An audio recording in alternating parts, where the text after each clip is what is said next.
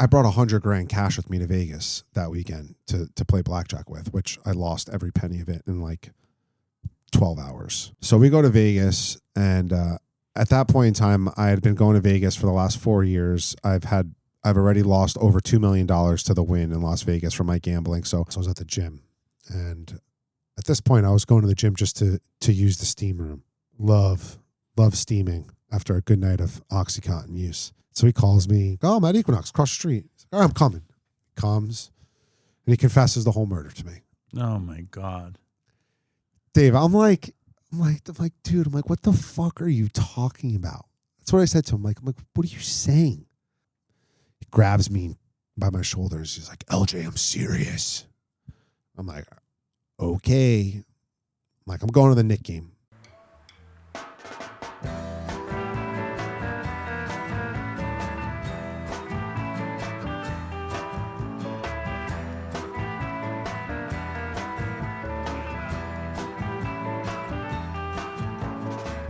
My belief about gum, I like Trident, first of all.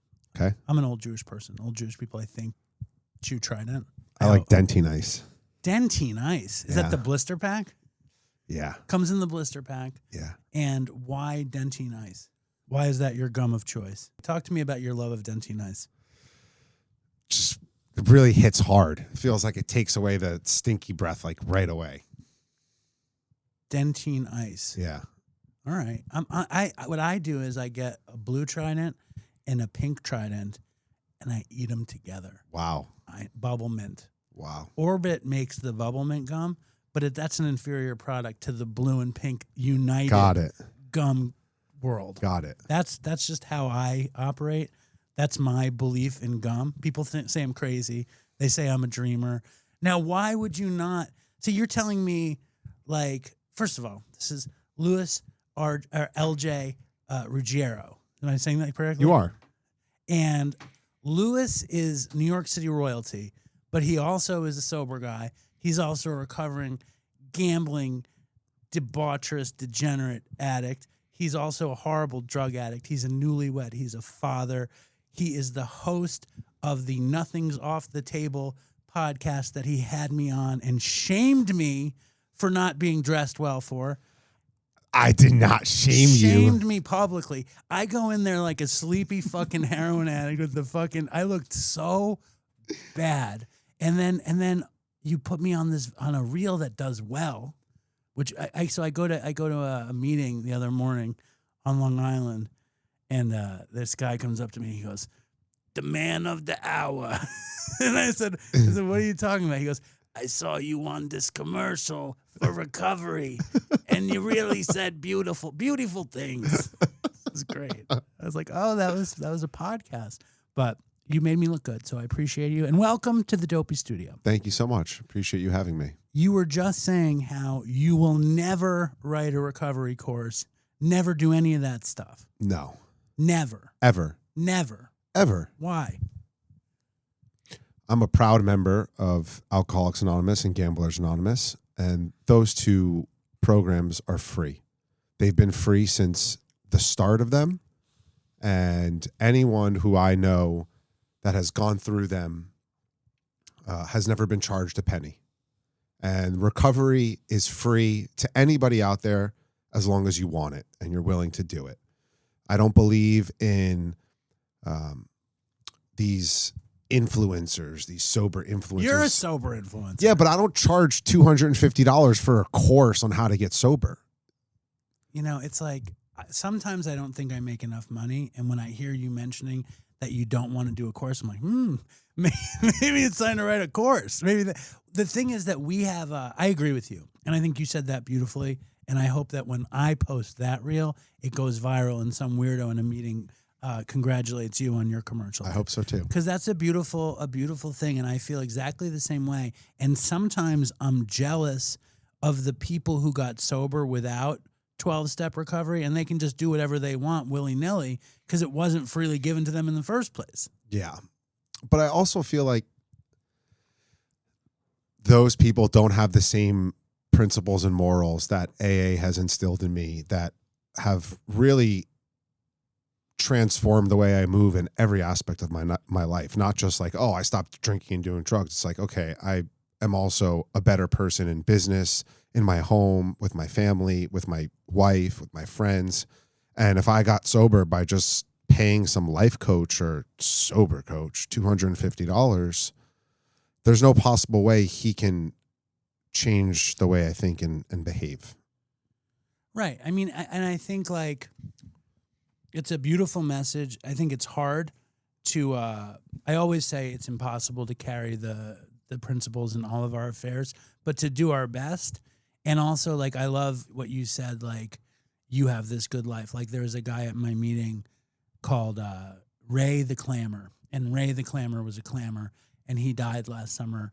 And he always said, AA is the greatest bait and switch program that ever was. You come in to stop drinking, and then you wind up becoming a better person. And I subscribe to that 100%. Saved my life. Ray would also always say that he's a happy customer of Alcoholics Anonymous, which I love that phrase. And, you know, Jamie Lee Curtis was just on the show, and she talks very openly about her recovery. But at the end of the show, I mentioned AA, and she like had a heart attack. Like, don't say AA, you know, so you don't mind violating that tradition. No. And it's funny because when I started this podcast, my sponsor at the time was like, 11th tradition and blah, blah, blah. And I'm like, I understand that. I respect that. But there's a part of me that feels like when these traditions were written, there wasn't fentanyl. There wasn't cell phones to text our drug dealers and have dope at our door in 9 minutes or less. There wasn't FanDuel and Caesars and DraftKings that I can drain my entire life savings on a 3-hour basketball game. So I think that if I'm going to come out here and say how my life has drastically changed for the better, I can't beat around the bush and say, oh, I go to these meetings and it's top secret because of anonymity. Like, I always say that AA is a perfect program. GA is a perfect program. The people that are in it are imperfect people. I'm imperfect, but I work a program. My life gets better. Am I always practicing these principles? No. You can't. It's impossible. But I also think, like, the best thing, my favorite thing about all of it, there's no rules. There's traditions, but traditions are really suggestions. And if this is the way, excuse me, I used to, it's funny, we started making the show and half of the show was just making fun of AA, you know, and it got to a point where, like, I was actually making fun of people at my meeting on the show. And then on the I think the 13th episode, we had a guest, and it was a woman from my meeting. And she came on, and half of her episode was us, like, tearing, like, character assassinating the people in our meeting. Like, that was the episode. And then my sponsor was like, I'm really not sure about what you're doing with your with your podcast. And I said, he goes, I'm going to listen to it. And he listened to it, and he goes, first thing you have to do is you have to take down the episode with that person from our meeting, because you violated everybody's anonymity, and you character assassinated everybody. And then he called Dopey like Wayne's World. He was like, you guys are fucking idiots. And but then he came around because he saw that some people got help out of it, and mostly, like, it's like, to ourselves be true. It's like I try to not say the initials because I don't want to fucking hear about it from anybody. But so what? It's like Hasidic Jews who use electricity and draw a line around their house and use electricity on the Sabbath. There's a million loopholes for these kinds of things. But I was excited because we met through a Katz's connection or this guy named Kyle Samuels. I was going to say Samuelson, but it's Samuels. He's a very sweet guy who does some catering thing. And I think he had listened to Dopey randomly, but me and him worked together at Katz's all the time. And then he goes, you know, there's this guy, and he's got a really good gambling message. And he introduced me to you, and then I went on your show, and you're a horrible drug addict anyway. You got more than just a gambling message. Yeah, I got them all. And to anybody do people know your mom who aren't from New York City? No. They do not. My mom's, she's a local legend. She's a New York, New Jersey, Connecticut legend. But I think as this show has started to progress, more people have come to figure out who my mother is. You don't reveal it on your show? I've like tiptoed around it. Can I reveal it? Yeah, of course. Okay, so, and I don't, Lewis, I call him LJ. In my phone, you're LJ. In my mind, you're LJ. You can call me LJ. Lewis, or LJ's mom, is a famous TV personality, kind of a news commentator, but a lifestyle New York legend. Her name is Rosanna Scotto. And if you're from New York, you know who she is. I told people don't know who anybody is at Katz's. They don't know who Jamie Lee Curtis is, but they know who Rosanna Scotto is. So that's fucking cool. And then that's interesting, though, because we've had so many famous kids on Dopey. And, like, you are a kid of a famous person, but it's a locally famous person. Yeah. Is that different? You know what's funny? So I grew up in New York City, and I got all the perks of having a famous mom. And then I moved out to LA in 2016 to get sober. And like all of these perks that I had growing up in New York City, I lost because no one knows who Rosanna Scotto is in LA. And by perks, I mean like great restaurant reservations whenever I wanted, last minute or whenever. And just like people knowing who my mom is and getting, you know, preferential treatment, which was obviously a double-edged sword. Wiggled out of a lot of consequences and got preferential treatment, so I felt more entitled to do whatever I wanted. But I think, you know, it is fun. My mom's been on TV for 40 years. So when you were born, she was famous. Yeah. And you grew up on the Upper East Side? I grew up on 88th and 1st. And where'd you go to elementary school? I went to St. Ignatius Loyola on 84th between Park and Madison. Serious Catholic private elementary school. Yeah. And everybody knew your mom. Yep. And the teachers also. And but it's like being a little kid in New York. I imagine you were a good little kid. I was. And the thing about it is that like my mom was doing the news long before I was ever born. So people say, oh, what's it like growing up with your mom? It's like, I don't know. It's my mom. It's just the way. It wasn't like I was 10, 15 years old and then my mom blew up out of nowhere. It was like that. She was very well established before I was even born. She was doing the 10 o'clock news from like the late 1980s. Well, she has a real knack for connecting with the viewer. Yeah. You watch Rosanna Scotto on TV and you feel like you know her, and somehow you feel like she knows you. Yeah. Which is a very, and I'm sure your mom reminds me, my mom was a teacher and she was a larger than life kind of person. And like if you left the building with her, everybody stopped to talk to her. And when she talked to everybody, my mother, they would light up, and I would love to watch her talking to the neighborhood. What was it like on the Upper East Side with your mom? Same thing. A lot of people stop and say, oh my God, I love you. I watch you every day. My mom's like, hi, thank you so much. But what about like in the building? Like, did she have relationships in the building where she's just like, because she seems like a neighborhoody person. Yeah. Like people like will stop her and be like, oh, you had that person on your show. Like, what's he like in real life? Or was he cool? And my mom's always been very, she's always very down to earth. She'll like, you ask her that question, she'll stop and talk to you in the lobby for, 5 or 10 minutes about it. But yeah, it was definitely, I think as I got older and realized who my mom was, it was more interesting than when I was a kid. When I was a little kid, it was just, that's mom. Was there any, like, you have this podcast, and I think your podcast is on the rise. I think you have a thing. Thank you. And I really do. I mean, I like you. Like, I met you very quickly, and you were super sweet. You too. Thank you. You were very sweet, and like we had fun, and it was like we're also two, men from New York City, and it's in like a very similar situation, and and we both work in restaurants, and there's a lot of commonality. But I whenever I interview other kids of famous people, like there's a burden there. And what I was gonna say is that you're going into a similar sort of arena that your mom did. Did you have any ambition of that when you were younger? No.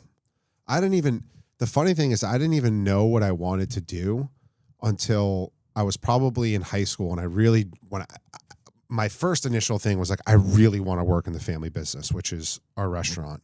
And then as I got older in the college years, it was kind of like, okay, maybe I want to work in sports. I love sports. Maybe I want to go work for like the Knicks or the Nets or something like that. And then I got addicted to drugs. And then I was like, okay, I just want to do drugs. I don't want to really work. I just want to do drugs. And then I fell into like this ticket brokering business for a while, and the money clouded my judgment in the sense of like, this is not what I want to do, but the money is so awesome that like, this is what I want to do. What is ticket brokering? Like, Taylor Swift goes on tour and you try to buy as many front row seats of Taylor Swift for face value, and then you sell it for 300x, and wow, everyone gets mad that they can't afford Taylor Swift except really rich people. Right. Assholes like myself are amazing. Happy that we're making all this money. Right. When's the first time you did drugs? I started smoking weed. We'll circle back to your podcast aspirations. Yeah. Do you want to be the heir apparent on Good Day New York? No. Why not? TV news is, it's not my thing. She does more than the news, though. Yeah. She's like cooking with people. Yeah. She's doing all that fun stuff. When I was a kid, one of my big dreams was to be a talk show host who like cooks with people and like hangs out and makes people feel comfortable. I could do that. Yeah. I could do that. You could do like a Regis thing. Yeah, I could do that. But you want to? I don't think I want to, but if I think you don't want to say it out loud. I think if the opportunity presented itself, I would. Of course, but you're making this opportunity. Did somebody come to you and say, I need you to make the Nothing's Off the Table podcast? No. All right. So when's the first time you got high? Ooh, first time I got high was summer of 8th grade going into 9th grade. I bought a dime bag of weed off my doorman. How did that happen? I was just like, his name was David, I think. I think his name was actually David. I was like, yo, man, I need some bud. You're 13? I was 13. What made you say that to David, the doorman? Because my sister, who's 5 years older than me, was smoking pot, and she wouldn't give me any. So I was like, fuck it, I'm going to get on my own. And so I asked the doorman, he said, yeah, I got you. And he brought me some Reggie from Washington Heights. He bought me a little pipe, and he told me, put the bud in here, and you just light it, and you inhale, and that's that. And so that's what happened. We got the weed. I brought it out to the Hamptons with me, where my parents have a house. And there was this house, a couple houses down, that was for sale. And I broke into the backyard, rode my bike there, broke into the backyard, and just started smoking pot out of this pipe. I hated it. Didn't get high. Felt like my throat was burning. And the next day, I gave it another shot, and I got high. And I was like, whoa, this is fucking awesome. Loving life. And does your life change at that point? My life doesn't change, but I started smoking pot regularly. It was like a regular thing. How do you know, when you say what did you call it? Reggie's? Reggie's. From Washington Heights. How old are you? I was 31. So you're 31, you were 13, so that's, do the math. What is 18. That? 18 years ago. 18 years ago, the year was 2008? Yep. Wow, that's crazy. Because in 1999, I was trekking to Washington Heights to get, we would always call it the kill, on 189th and St. Nicholas. And in the bodega, you could buy a dime bag for $5. They had the nickels, $5 bag. I was like, what is this? And the bud was fucking kill. It was not like it was. So the bud that David the doorman sold you from the Heights was not kill. No, and I only know this now after smoking pot for all those years and figuring out what good bud was and bad bud. It was fucking horrible, but it got me high. Oh yeah, I love that bud. Fucking being a kid and smoking shitty weed, it gets you high. It's amazing. So like, are you like busting out bud for your friends immediately? That summer, yeah. That summer, I was like bringing all my friends out with me on the weekends. And I'm like, yo, I smoked pot. Dude, you got to do this. It's fucking amazing. And then next thing you know, like my 5 best friends and I are getting high every weekend. And like, is it stoner city? Like immediately, like does your world revolve around weed? Do you stop caring about school? Is it like that? No. I was a good athlete in high school and middle school. So my world revolved around athletics.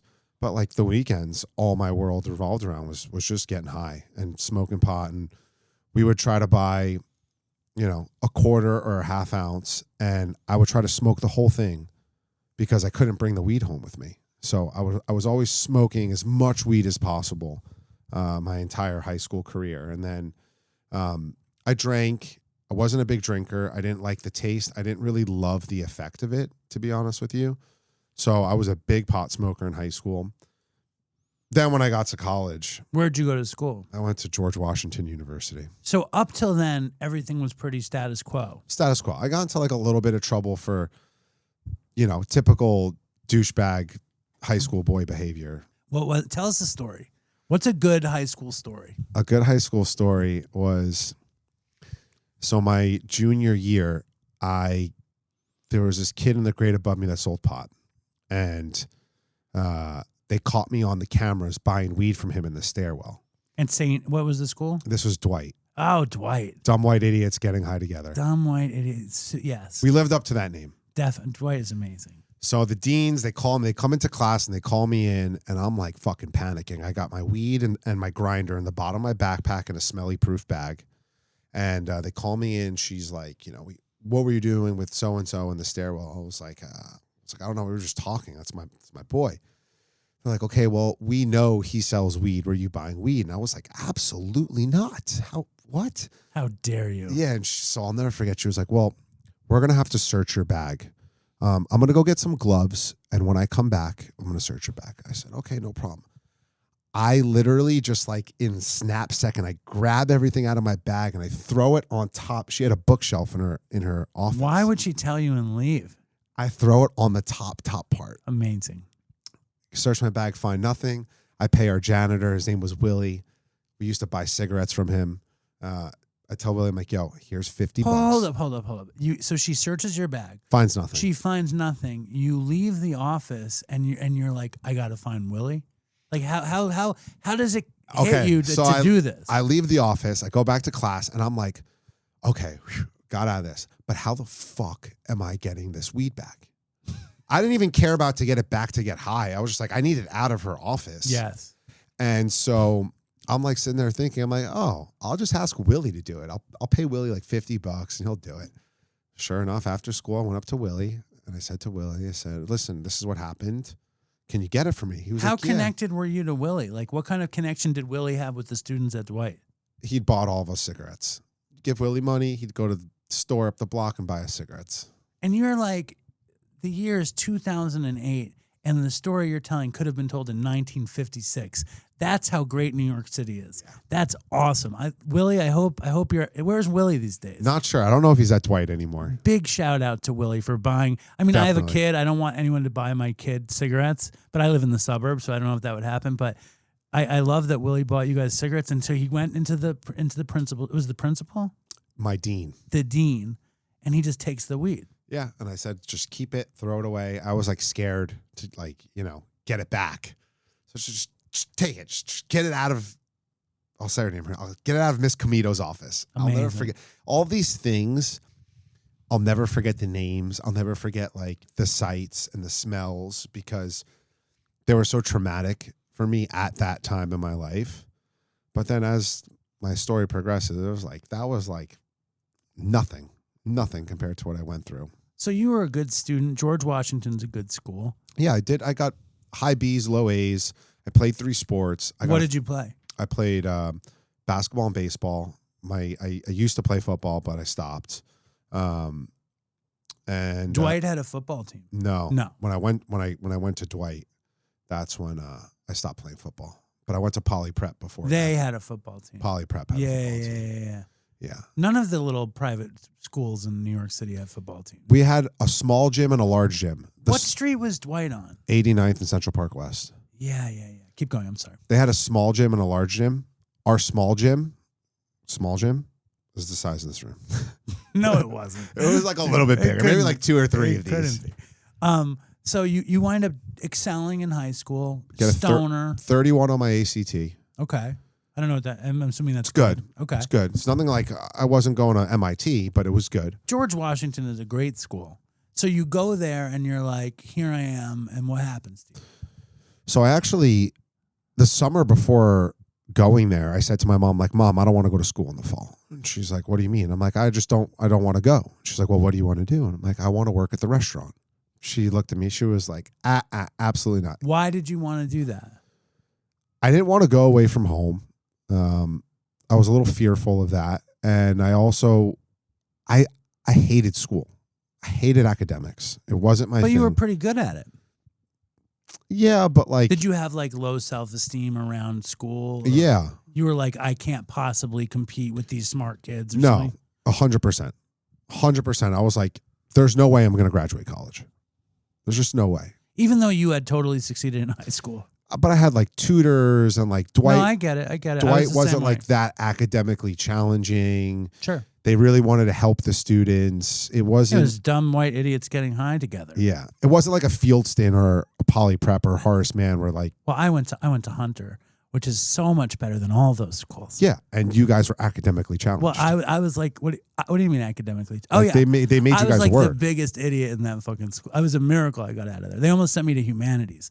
Like that was my big fear of getting kicked out of Hunter and having to go to humanities. They asked me to leave several times, and I was like, I don't think so. I'll figure this out. I was like, they said we suggest that he leaves, and I was like, no, I don't think I'm going to leave. So you tell your mom you want to work in the restaurant. Your mom says, fuck that. No son of mine is going to be working in the restaurant. She really pushed me away from the restaurant for a long time. Well, she knew that an education is really important. And like, you need to fucking, she's like, no, you're not working in the restaurant until you really bottom out and fuck up your life, basically. Yeah. I don't think she knew how bad I was going to bottom out and fuck up my life, by the way. No, I'm playing. She didn't think that was going to happen. No. She had hopes and dreams for you. And to be kind and realistic, you are now achieving those hopes and dreams she had for you then. What happened at, is it GWU? Yeah. GWU, George Washington University. G-Dubs. G-Dubs. G-Dubs. What happened at G-Dubs? I get to G-Dubs. I join a fraternity. I lose the structure of athletics. And about like, a month into school, someone hands me a Xanax. And I was like, wow. Yeah, you have that neurotic streak in you like I do. Oh, dude. The funny thing is I was like, no, man, I don't do pills. I don't do that stuff.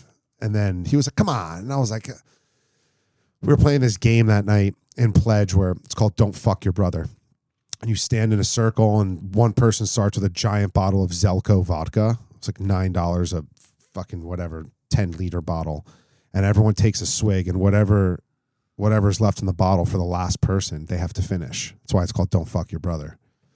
And wait, why is that not fuck? Oh, because he's gonna have no vodka. Because hopefully by the time the bottle gets to the last person, there's very little vodka left. So but nobody's getting fucked. Everybody gets to drink. Everyone drinks a little bit instead of leaving it all for the last Right. If you guy. drink it, okay.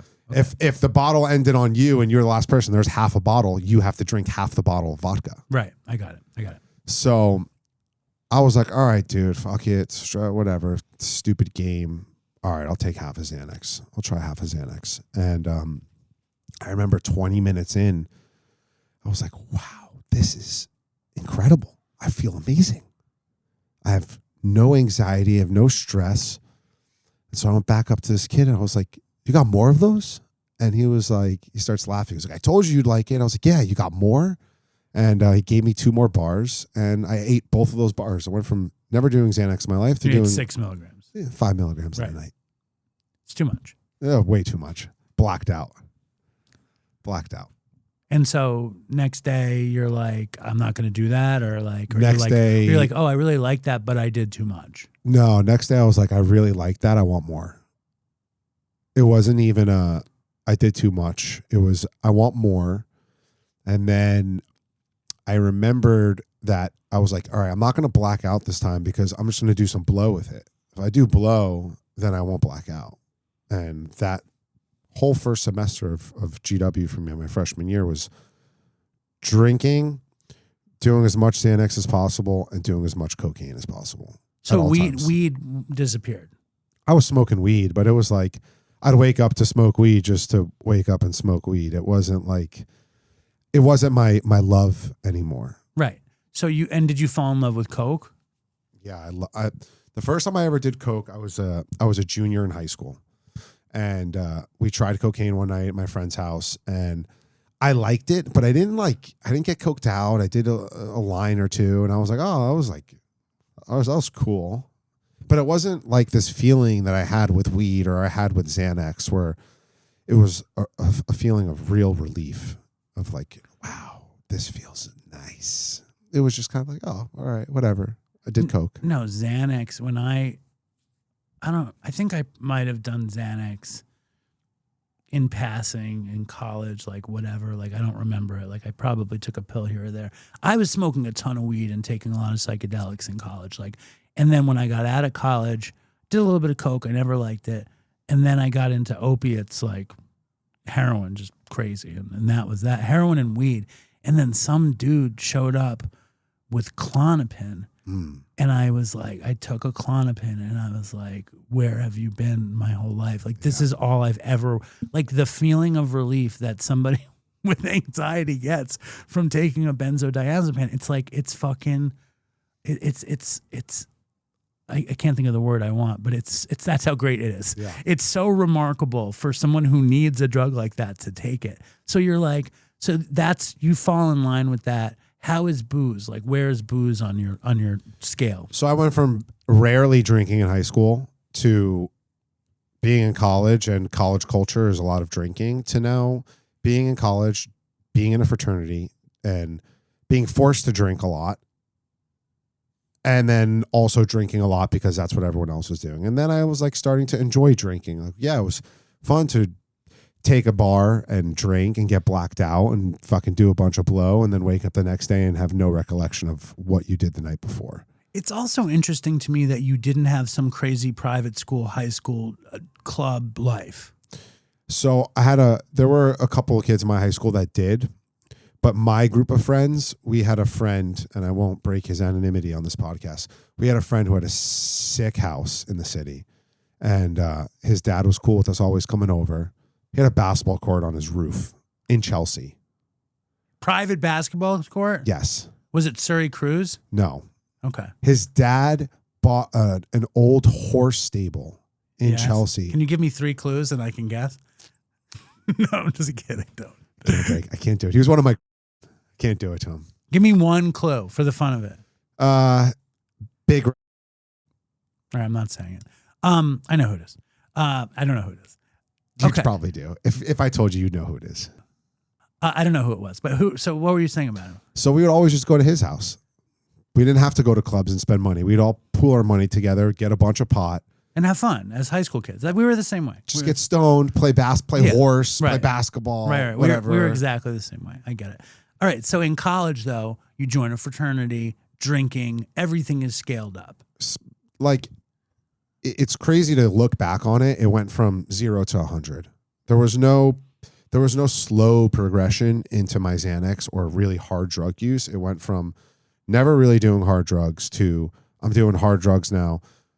Thursday, Friday, Saturday. Thursday, Friday, Saturday, Sunday. Thursday, Friday, Saturday, Sunday, Monday. And then next thing I know, by the end of my first semester, I was doing bars every day. I was drinking every day. I was smoking pot every day. I was doing blow multiple nights a week, and I was always looking for somebody to like hit the town with in DC. Like, DC's a great town to go out in. There's U Street. There's the clubs by Foggy Bottom, which is where GW is, and there was always action in DC. So I was that guy. I was like, I know Dave doesn't have a test tomorrow. Dave, let's go hit the town. Oh, well, I'm saving it for them. I'm like, dude, don't worry. I'll pay for everything. Like, let's just go. Let's go hit the town. It's like you needed it. Yeah. Like to not sit still. You needed it to like. I couldn't sit still. You couldn't sit with yourself. No, ever. Yeah. And that also, that's a theme that was apparent in my life way before drugs and alcohol were ever introduced. I was always like that, but it didn't, it was like, oh, he has ADHD. That's why he can't sit still. Did they diagnose you with it? I was on 120 milligrams of Concerta when I was in 2nd grade. I think that's very relevant to the story. Yeah. What is Concerta like? I fucking hated it. It dulled me out, gave me headaches. I didn't want to eat, but I sat still. Yeah. I sat in my chair in class. I paid attention. I was able to focus and do my work and blah, blah, blah. But totally ruined my personality. I'm very outgoing and loud and obnoxious, both to good and bad. And when I took my medicine, I was just like quiet, reserved, didn't fidget, didn't move. How long did they have you on it? All the way through the end of high school. And then I said, I'm not fucking taking this shit Concerta the whole time. It was Concerta, then Adderall, then Vyvanse. Okay, in high school. Yeah. So how much Adderall and Vyvanse? So my junior and senior year of high school, I was on 150 milligrams of time-released Vyvanse. I feel like that's very relevant to this story. Yeah. So you say, I'm not fucking taking this anymore. Yeah. Is there a wean? Is there like a step down? No. So I said, I'm not taking it anymore. My parents said, yeah, you are. And so I started putting the pill under my tongue and spitting it out in my stairwell when I'd leave to go to school in the morning. And then the doorman, the porters. Dave the doorman, Willie the porter. They basically came to my parents and they were like, hey, does this belong to any of you guys? We like keep finding these pills in the stairwell every morning. And they were like, yeah, that's my son's. Oh my God. You're not taking your medicine. How could they, how did they find it? It could have been anybody in the building's pills. It was on the 30th floor every single time. Oh, you spit it out in the stairwell on your floor? Yeah. You're crazy. I know. What are you doing? I know. So what do they say? They knew. It'd been years of me trying to not take it anymore. But every time I would get off of it, like my grades would dip. I would get in more trouble. So like there was like, they were listening to the doctor. But the reality was that I was just a kid. I had ADHD and whatever. I was a kid. How many kids before ADHD was ever created had ADHD that just fucking figured it out? Of course, and it's like you want to help your kid. It's before you realize like what a potentially volatile soup medicating children can become. You go to college basically as soon as you're off this very, very intense stimulant, and is Vyvanse technically a stimulant? Probably. Yeah. So this very, very intense stimulant, you get there and like shocker. You get fucking addicted to fucking Xanax, Coke, and booze. And it's like, did it even cross your mind? You're like, I'm not, because like, most people in that situation are like, I have the Adderall hookup. You know what I mean? Like that's usually the college story. I sold my Vyvanse in college. What's funny is that in college, come midterms or come finals, I would fucking take my Vyvanse and go and cram for my midterms and finals so I wouldn't fail my classes. I still failed my classes, but I tried. Yeah, I wish I had taken I feel like if I had taken those drugs, man, I would be like Joe Rogan. Dude. I would have I wouldn't be at my dad's house. I'd have my fucking shit together. I just feel like I need some stimulants now. I think everything would be different. No, it's You not. say no? No. Are you sure? Yeah, it's horrible. All right. So give us a good college story. Oh man. Horrible drug college story. So my freshman year, I had a really bad college experience. Everyone goes, college, the best 4 years of my life. I was arrested 3 times in college. I lost my best friend to an accidental drug overdose in college. I had my face stomped on. I got into a bar fight, got knocked out, punched in the back of the head, and had my face stomped on, woke up in the hospital with like a fully fractured face and collapsed nose. And my college experience was absolutely horrible. There was some fun though. I had a lot of fun. I believe you. So my junior year of college, my good friend at the time, his name is Buck. We would buy a bunch of Coke. We would do an eighth case pizza race. So we would try to smoke it. Who could smoke an eighth the fastest, kill a case of beer the fastest, and then eat a pie of pizza. And then we would decide to drive to the casino in Maryland. And then we'd have a bunch of blow. And then we'd go to this strip club called Fuego in like the hood of DC. And I'm talking like we are the only white people in this strip club. It's bring your own beer. That's the real naked kind of strip club. Yeah. The bring your own beer kind of strip club. Yeah. Yeah. But I mean, like crazy college stories. So second semester of my freshman year, I get 5150'd. I have a mental breakdown from all the fucking Xanax, and like I basically tell my ex-girlfriend that like I'm going to kill myself. And she calls my mom at 3:00 in the morning, and cops come and pick me up. I had like blacked out and fell asleep on the Lincoln Memorial Bridge. So like I wake up, I come to, they fucking bring me in. I get 5150'd. I come home. I go to Hazelden IOP, which is where I met Kevin. And I'm like, all right, I'm going to go to this thing. I can't do Xanax anymore. So you don't graduate? I never graduated college. So it's your greatest shame. I wear it as a badge of honor. Good for you. Yeah. So fucking, you have this, and is your mom terrified? So like when I come back, she's like, you know, all these things are adding up. Okay, it makes sense why you had a 1.4 GPA and like you were acting erratically. I go to this IOP.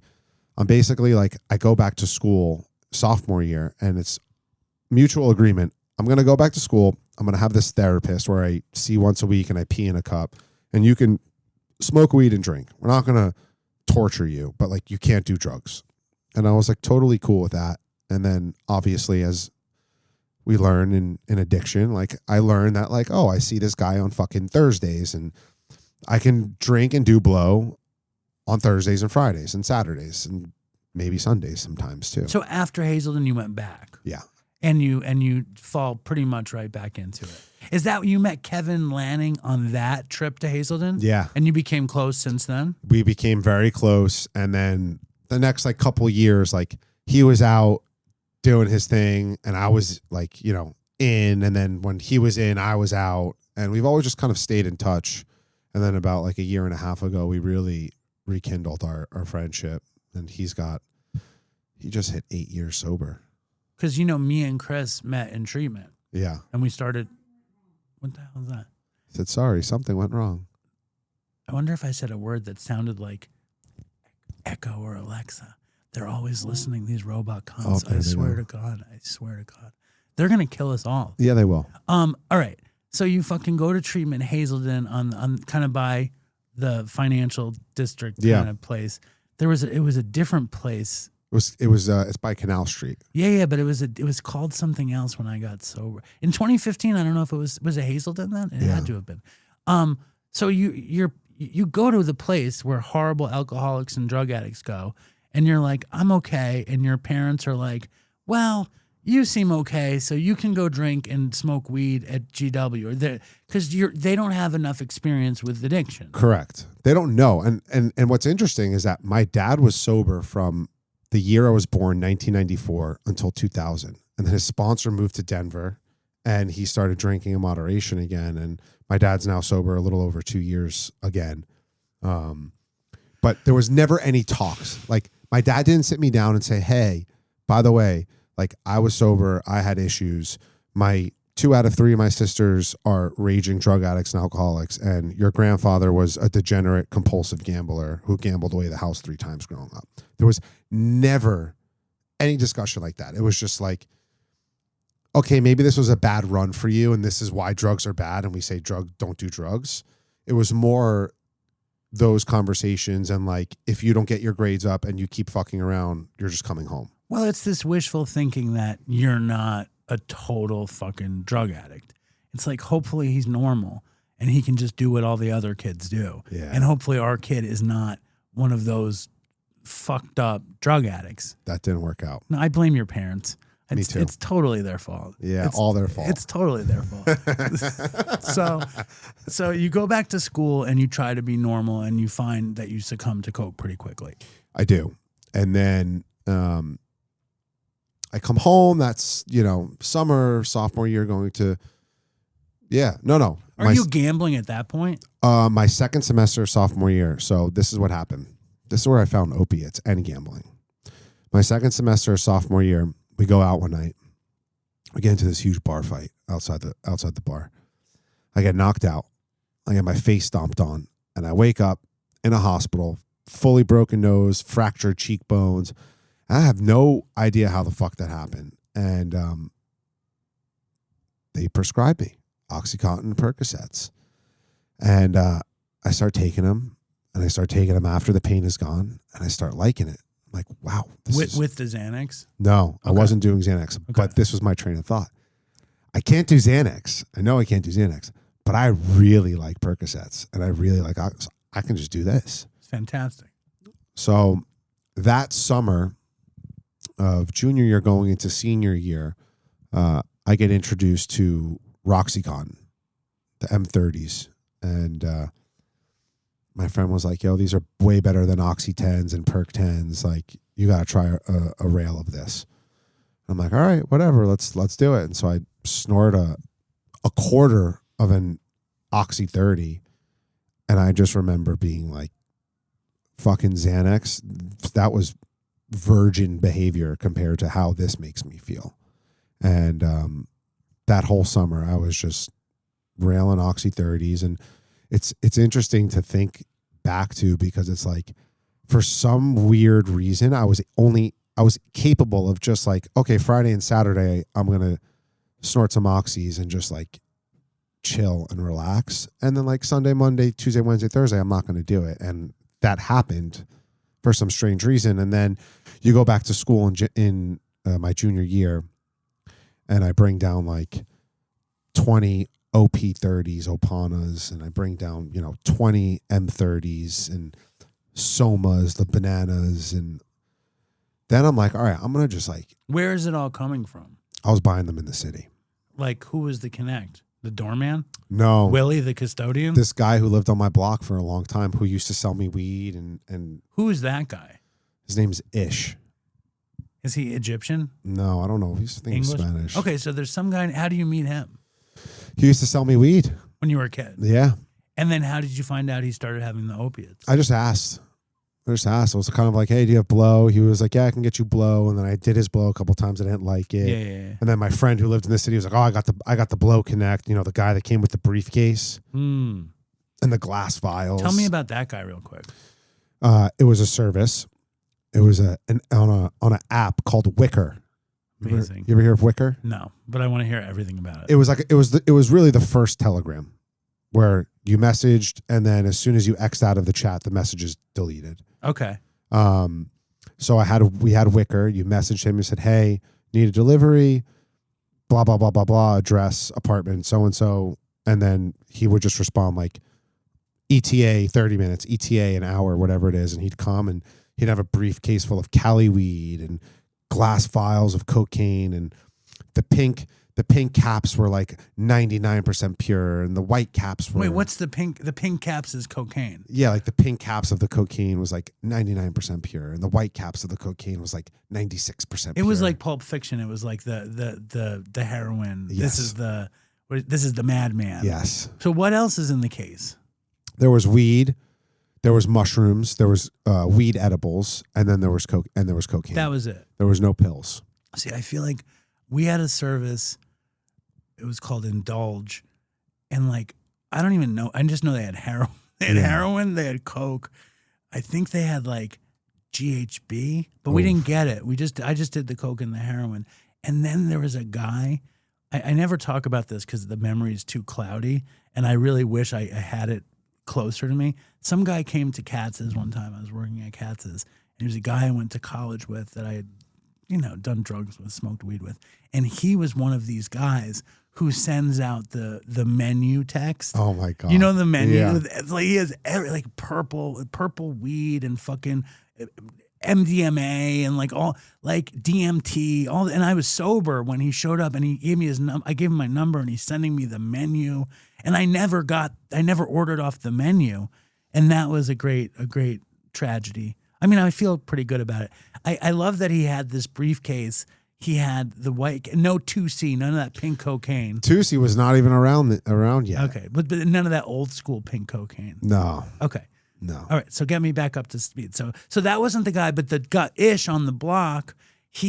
How did he have the hookup for the pills? Because I would see him. I would always see him. He'd always be on the block. He'd always be around the neighborhood. And one time I saw him, and I said to him, I was like, can you get M30s? He was like, Roxy's? I was like, yeah. I was like, my connect's out. And he was like, yeah. He's like, I can actually. He's like, how many do you want? And I was like, let me get like 5, whatever. And then I became probably his best client for the next year and a half. So we go back to school my junior year, and very early in September, my best friend passed away from an accidental overdose. What was your friend's name? His name is Will Gwathmey. He was a very, very good kid. Grew up in the city, went to collegiate, came from a very good family. And we just, the theme of my college years was a bunch of rich, entitled, spoiled brats running around DC with a bunch of money from mommy and daddy and thinking the consequences did not apply to us. And you were one of them. Yeah. Yeah. And we went out, we partied, we ate Xanax, we snorted oxys, we did blow, and then we fucking went out and drank vodka and tequila all night, and then we came home and we would fucking, whatever drugs we had left in our pocket, we would throw it in a guacamole bowl, and we'd smush them all up in the guacamole bowl. And that's what John Lennon used to do. It was like, when I look back on it, it was like really scary how reckless we were. And, you know, we lost a good guy, and we lost a young kid. You weren't with him when it happened. I was with him up until the point of where he went to another friend's apartment that night. It was in Manhattan it happened? In DC. So he was at G-Dubs too? Yeah. And he went with you you knew him in high school, or you met him there? I knew of him. We played basketball against each other. So so that night he went someplace else, and then in the morning you found out. Yeah. I'm sorry. Yeah. So I woke up that morning and my phone was blowing up, and everyone's like, "Have you heard from Will? Have you heard from Will?" And I was like, "No." They were like, "Well, you were with him last?" And I was like, "No." I was like, he was at my apartment until 3, and then he went to this other kid's apartment. And they were like, "Well," my best friend at the time was like, "Well, he's in the hospital." And I was like, "What the fuck are you talking about?" So I run over to GW Hospital, which is directly across the street from my apartment building. And they're like, "Yeah, like Will came here, but we can't tell you anything." And I'm like, "The fuck is that supposed to mean?" I'm like, "Is my friend okay?" And they're like, "We can't tell you anything." And I'm like, "Oh God, all right, whatever." Not thinking he was dead. And so I pick up the phone, I call his mom. I'm like, "Hey, Rose, like, it's Lewis." And she's hysterically crying. And I'm like, "Rose, is Will okay?" And she's just like, "Lewis, Will's dead." And I just remember, like, I was in my apartment and I just like collapsed. You know, it was like the first time in my adult life or young adult life that like tragedy really struck. And you were basically inches away from it. Yeah, we did the same drugs. We partied just as hard. And, you know, the crazy thing was that like hour 1 of receiving that phone call, I'm in the bathroom snorting Roxy's. And I'm snorting Roxy's, dedicating the lines to my friend who just passed from what I know for certain is an overdose. And you weren't thinking that it was possible that it could happen to you. At that moment in time, I didn't care. It wasn't on the radar though. My brain wasn't even thinking that. Do you remember anybody coming to you and being like, "Dude, if you're not careful, it's going to be you"? Do you remember hearing that?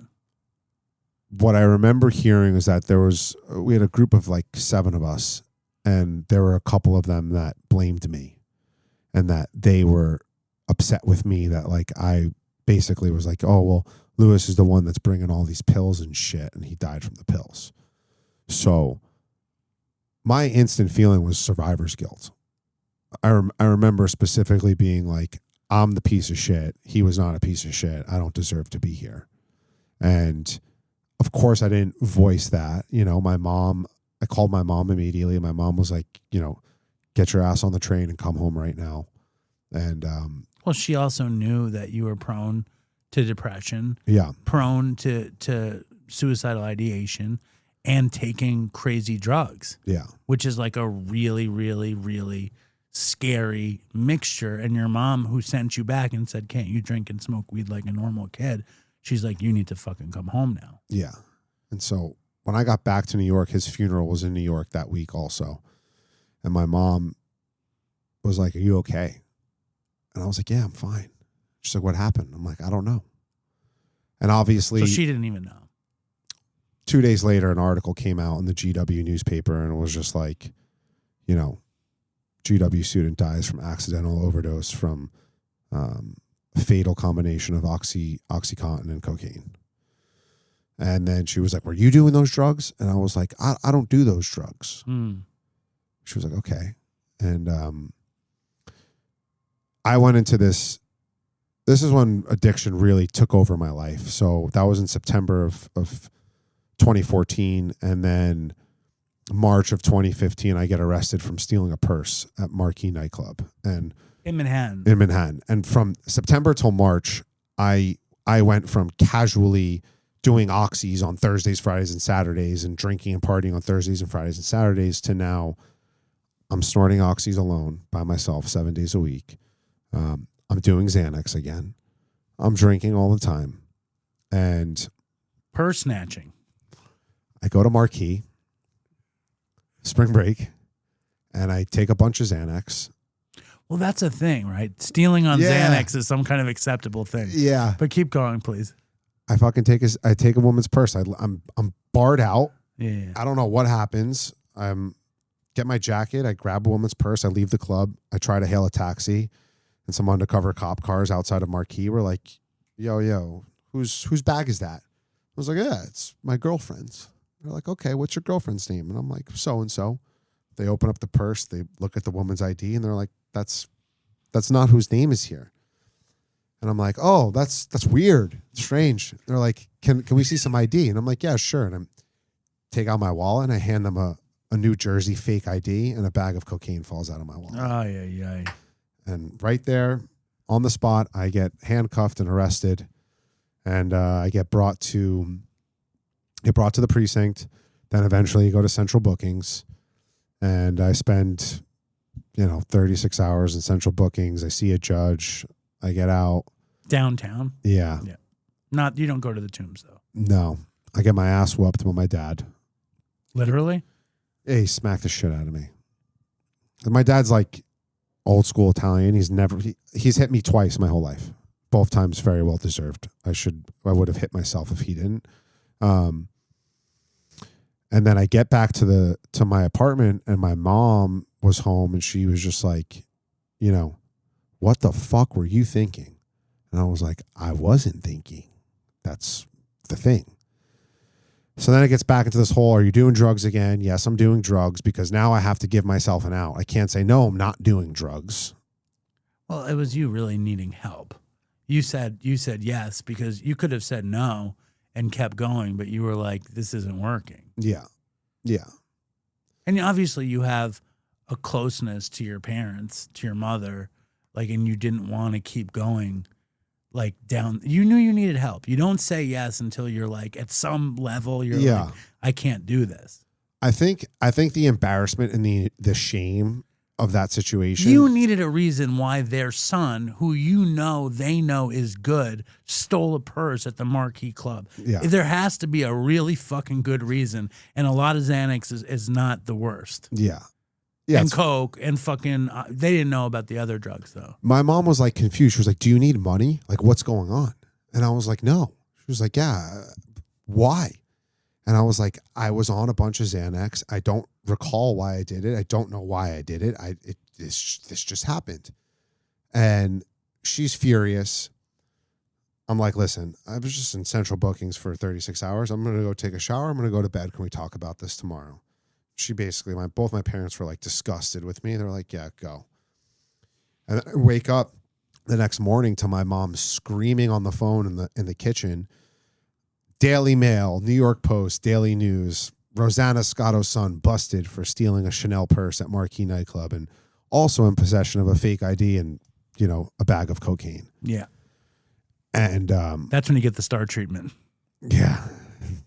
I got the star treatment for sure. And that was really where the embarrassment and the shame kicked in, because then I look at my cell phone, and my cell phone is all of my best friends and all of my people that I grew up with are like, yo, dude, are you okay? What the fuck happened? And now I'm like, oh my God. And these publications, Dave, they're pulling pictures from my Facebook of me at frat parties. Right. Looking like a total fucking douche, which I was. That's the story they wanted to tell, and you had the ammunition for them. And does your mom is she like, you need to go to fucking treatment? My mom was afraid that she was going to lose her job. There was this fear that Fox 5 was going to take her off the air. Because she's not a fit newscaster, because she's not a fit parent. And it's that fear. It's this blind fear. Yeah. And thankfully that didn't happen. And what wound up happening was... And your mom might listen to this, right? Yeah, so she definitely will. I don't blame you for Lewis's drug addiction. I'm just joking. Yeah. I blame my father for mine, though, 100%. But I don't blame you. I don't blame you for Lewis's. Anyway, keep going, please. So... I'm a big fan of Rosanna Scotto. Big fan. Keep going. She actually likes you. I've showed her your podcast. She's like, oh, this is cool. She doesn't say that about mine, by the way. But that's a whole nother conversation. So anyway, she'll come around.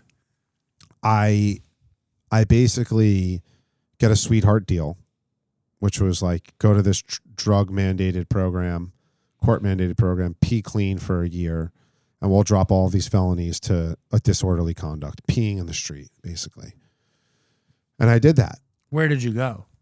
I went to this place in DC for about 2 months. I finished my junior year. And then when I came back to New York City, I went to this place in Midtown called New York Center for Living, which is like really a place for adolescents. It was like a lot of kids from like 13 years old until 25 at the highest. Sure, but you're probably, 21 at that point? Yeah. I was literally 21. I remember being sick to my stomach that I had to be sober for my 21st birthday.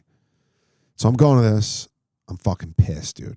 I'm like, I don't want to do this. I got to be sober for my 21st birthday. Fuck this.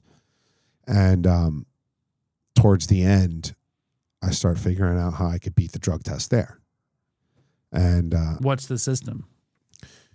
They were a little bit more difficult. They watched you pee in a cup. They came into the bathroom with you, and it was like 3 or 4 times a week. I was there Monday through Friday. I was getting drug tested Mondays, Tuesdays, Thursdays, Fridays. Like, there was really no wiggle room.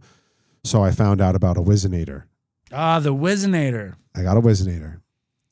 And I was like, I'm going to try it once. Was there a fake cock, or was it just the tube? No, I got the fake cock. Really? Yeah. White cock, black cock, Hispanic cock? It was a little more Hispanic than white or black. Swarthy penis? Yes. Okay.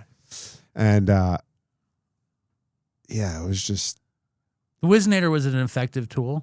It was an effective tool. And what I realized is that I was getting high from beating these drug tests also. Of course.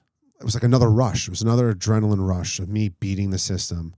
And it keeps it warm. It's got like the warming pouch, right? You just keep it in your pants attached to your skin. So as long as it's on your skin. So it's the skin is warming it. Yeah. I just want to say this episode of Dopey is brought to you by the Whizzinator. Keep going. You can get it on Amazon. 19. How much is the Whizzinator cost? Code is Dopey Dick Dave. Yeah, Dopey Dick Dave. Please. I would that be a conflict of interest to have the Whizzinator sponsor the show? I think so. Probably. So I think we're setting a bad precedent. Listen, I just want to shout out the Whizzinator for helping you in this time of crisis, but yes. You don't need the Whizzinator anymore. We don't need you, Whizzinator, for our sponsor. No. Thank you. Thank you for reminding me. Yeah, it was... I start going crazy again. So like my last 3 months at New York Center for Living, I'm like showing up. Yeah, I got 9 months sober, blah, blah, blah. Wasted. I'm getting hammered Thursday, Friday, Saturday nights, drinking, doing blow. I wasn't doing oxys yet again, but I started hanging out with this kid who showed up in my family's life. And by showed up, I mean, my mom had this friend. He was a famous jeweler. He did Melania Trump's engagement ring. He did Oprah's earrings, big time jeweler. And he calls my mom one day and says, "You're never going to believe this. This kid showed up on my doorstep, and his mother said to call this number if you ever get in trouble in New York." And was it Jacob the jeweler? It was Jeffrey Rackover. Okay. Long story short, they made up the story, but they were father and son, and they took a DNA test, and it was his long lost son. Can he meet LJ? My mom's like, yeah, this is a crazy story. My dad was like, that's his gay lover. It's his little boy toy. My mom was like, no, he would never do that. And blah, blah, blah. So I meet this kid, Jimmy. He's 3 years older than me. He's handsome. He's in good shape. He's got all these tattoos. He's got money. And we start partying together a lot. Right off the bat, we became best friends. He's got blow. We're going out. He's got hot girls with him. Wait, did your mom hook you up with him thinking that he was sober? My mom just thought that like he could be your friend. He could be my friend, and like it was like none of my not to use your word, but none of my other dopey friends, and that it was like a new change of scenery for me, and like he had a good job. Hopefully, it would be like a good influence. Yeah, but meanwhile, it was like the worst influence. Oh, he was giving me free blow, bringing hookers around all the time, and what's even better about it was that he was separated from my college friend group that knew I wasn't supposed to be drinking and drugging and knew I had a problem and would not condone that behavior. It's also great because it's another place to blame your mother. Yeah. It's her fault. She brought this guy into your life. It's really been her fault since I came out of the womb. It seems that way. So you're partying with this jeweler's fake son, getting wasted, and the addiction is escalating. The addiction is escalating, and what's escalating even more is now me and his name's Jimmy. Me and Jimmy now are starting to do crazy shit. We're like buying out bookies out of their business together, and I'm like running this book with like. So when does the gambling start taking hold then? The gambling started in college in my sophomore junior year, but it started with like me betting like $50 on the Knicks or $100 on the Heat, or like nothing unmanageable, just like fucking around. And then after I take over this book, well, how do you even, because it's like one thing to bet $50 on the Knicks. I understand what that is. I don't even understand what you'd have to do to take over a book. This kid from Syracuse hits me up and he's like, listen, I'm graduating. I don't want to be a bookie anymore. I have about 100 players under me. My book can make anywhere from like $5,000 a month to like $50,000 a month. Do you want to buy it? And I said, oh, to be a bookie, like I'm the house? And he was like, yeah. I was like, fuck yeah, I'm in. Let's fucking do this. Like I can buy all the blow now. And like, this is great. And I go to Jimmy and I say, bro, I need $40,000. $40,000, we could buy the book. Your $40,000 will be paid back in a couple of months. And we have a nice little stream of income. We do that. It fucking falls apart. Did not go as planned. And the next genius idea we had together was... So nothing came of the book? No, we just lost money. A lot. The next genius idea we had was we were going to rob his drug dealer. He knew where his drug dealer kept all of the keys of blow, and we had this grand plan to do that. Thankfully, thank God. What was the plan? It's like that. It's like when they robbed the card game on The Sopranos. The plan was for Jimmy's dad or fake dad to call when he knew he was coming to deliver to Jimmy's dad. We were going to go to his apartment in Washington Heights and break in while he was dealing to his dad. And thank God we never followed through with that plan and never happened. And no, you would have gotten killed over that one. Correct. And me and Jimmy are still partying, going crazy at this time. And, my addiction is escalating, and now I'm going back to doing oxys again. And the crazy thing about it is that I had no plans of doing oxy again. I didn't want to go through the withdrawals. That withdrawal was a fucking bitch. Mm-hmm. And I had learned after the withdrawals that I was dope sick. I didn't know until like 2 weeks after I had gotten clean off them. I was talking to somebody about it. And I was like, yeah, dude, I was like shitting my pants and like I couldn't sleep and I had all like restless legs. And he was like, yeah, dude, you're fucking dope sick. And I was like, what's dope sick? He was like, that's what happens when you take heroin or you take oxys and you stop. I was like, oh, makes sense. I thought I just had the flu or something. Whoa, that's crazy. That's crazy, man. Yeah. So I had this fear. And then one night, I'm out with some random group of fucking people. Don't even know how I ended up with them. This really hot chick had some oxys. She had some Roxys. She's like, you want to do a Roxy with me? And I was like, yeah, I do.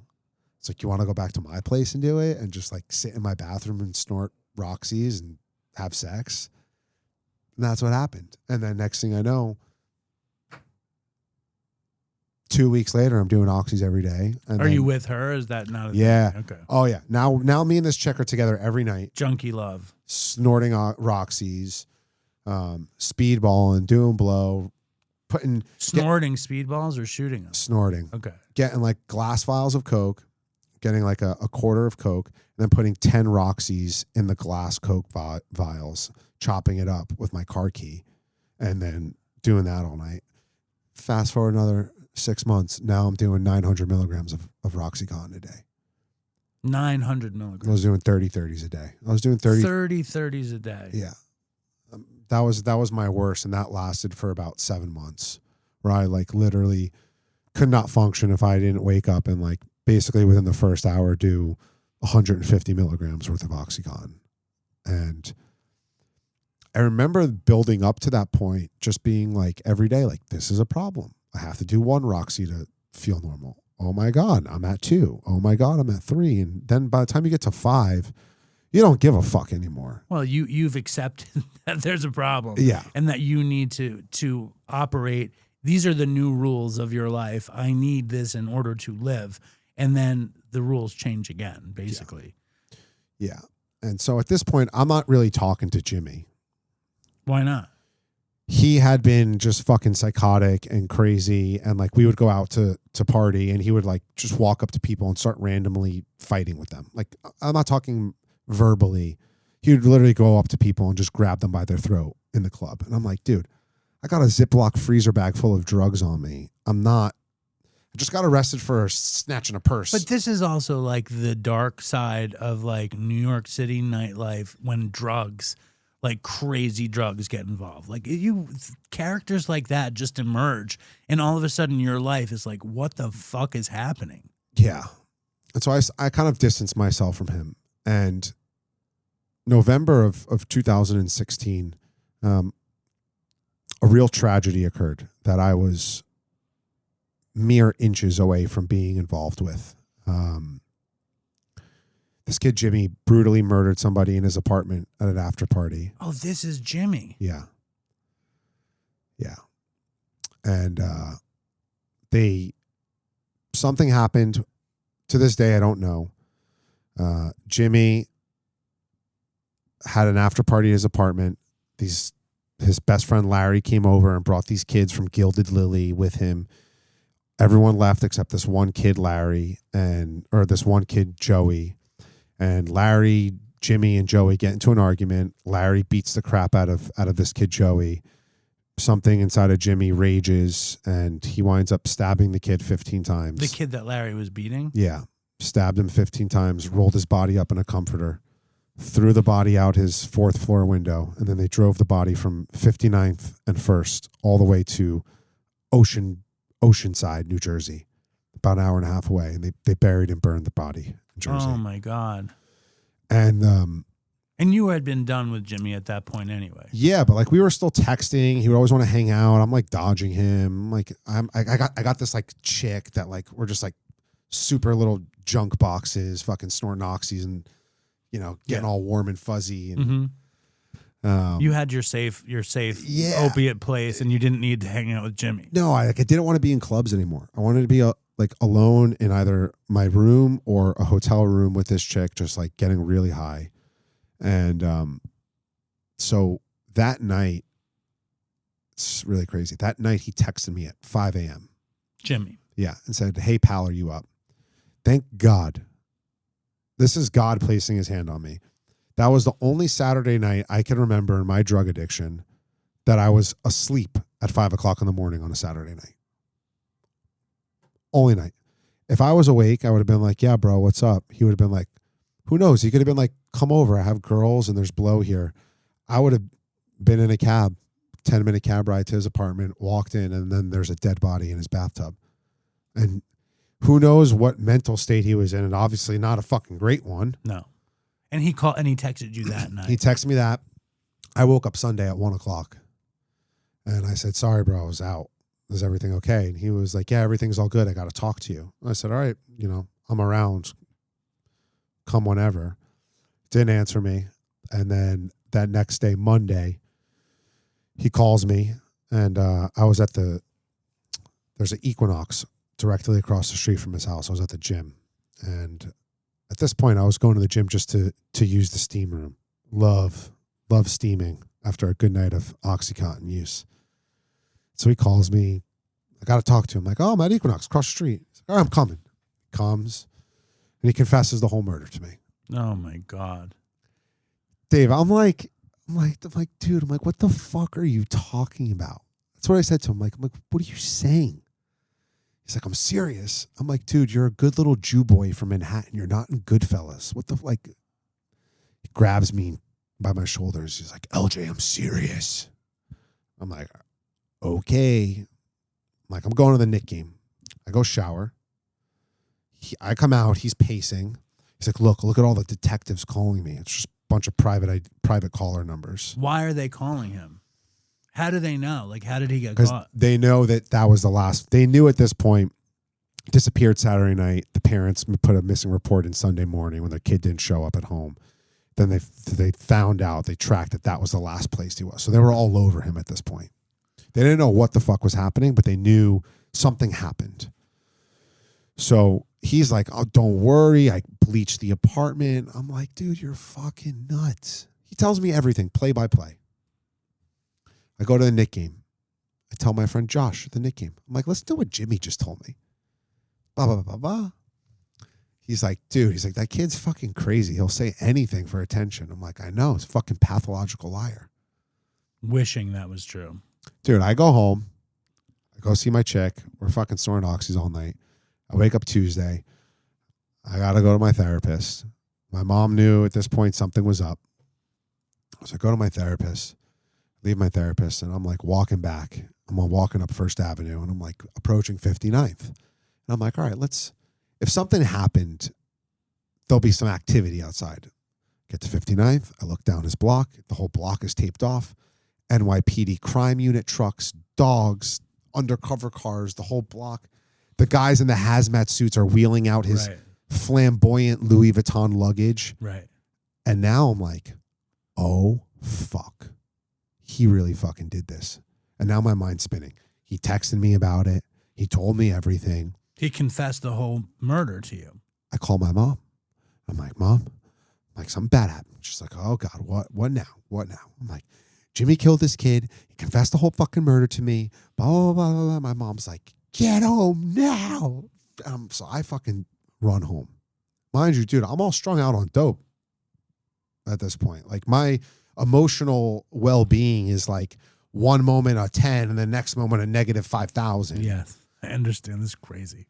And so I go home and tell my mom everything. We call my dad's partner, who's a lawyer. He's like, listen, do not tell anybody anything. Just sit tight. We turn on the news, 6 o'clock news. First thing that comes up on the 6 o'clock news. Missing man from Connecticut, last seen here. Whole fucking kit and caboodle's going on. They don't know what's going on, where the kid is. And then eventually, for 2 days, they can't find the body. They can't find the kid. And on the end of the second day, I went to my mom. I said, I can't take this anymore. If they don't find the body tomorrow, I'm going to confess. I'm going to tell them that I know. What did your mom say? We're not saying anything. We're not saying anything. Blah, blah, blah. It's going crazy.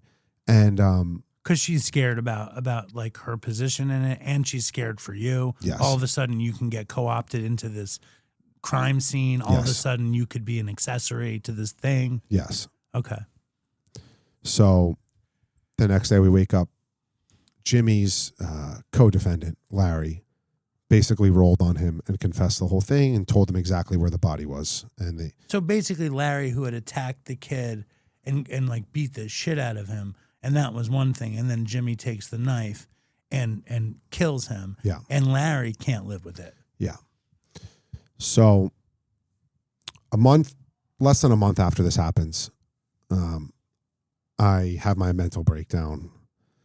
I get shipped off to Arizona to go to inpatient rehab. Where did you go? I went to Sierra Tucson. That's a nice place. It was really fucking nice.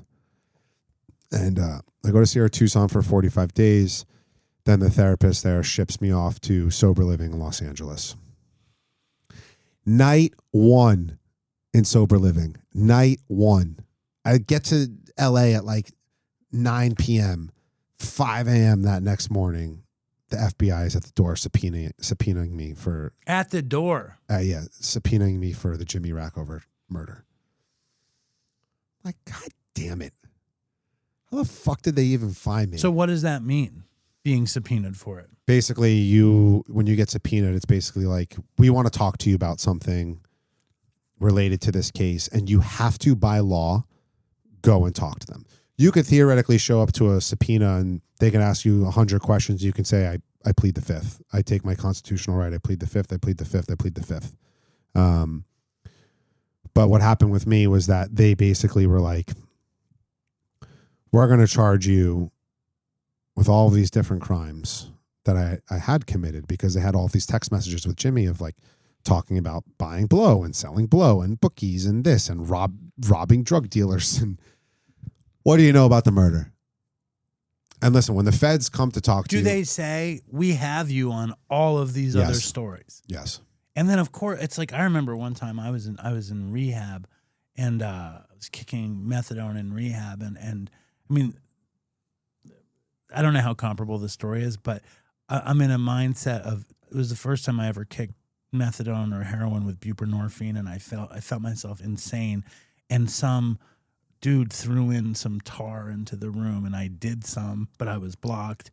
And then I was so freaked out that I felt compelled to confess everything. And I just know that in a heightened state of drug addiction or a heightened state of post-acute withdrawal, it's like everything is kind of out the window. Like, it's so, and also like to face charges, to know that they know. I mean, it's like, it's a hard, I'm sure it's a hard horrible. Story to tell. It was horrible. It was really, really horrible. And what transpired over the next 18 months was that I was flying back and forth from LA to New York to prepare my testimony against my ex-best friend. And the whole time I'm praying that he's taking a plea deal, which there was no plea deal offered to him. And well, it was like first-degree murder. Yeah. It was like, how could there be? Yeah. It was second-degree murder, okay. Concealment of a human corpse, and tampering with evidence. I wonder, why would it be second degree? Is it because Larry beat the shit out of the guy? Because I don't think it was premeditated. Okay. It happened in a rage. Right. It was a crime of passion. Crime of passion. Insanity. So, yeah. So I'm flying back and forth on a monthly basis, meeting with the Manhattan District Attorney to testify against Jimmy. And basically, I am sober. I'm in LA. I'm going to AA. I have a sponsor. I'm like, life is starting to get really good because I'm working the 12 steps. And it was like my first real taste and real shot at like, okay, I'm an alcoholic. I definitely have a problem. I need to give this program a shot. Was Sierra Tucson under those circumstances like, there is no time to fuck around now? Like this, the consequences are too major? When I went to Sierra Tucson, I was sick and tired of just like, dude, I was so fucking dope sick when I went to Sierra Tucson that like I couldn't live. I didn't want to live like that anymore. And I'd finally surrendered to the fact that like, okay, I may be an alcoholic, I may be a drug addict. And that was my first step into the journey. And you know, the next 18 months, I was sober and then I wasn't sober. Like less than a year in, at 11 months, I start smoking weed. I was Cali sober.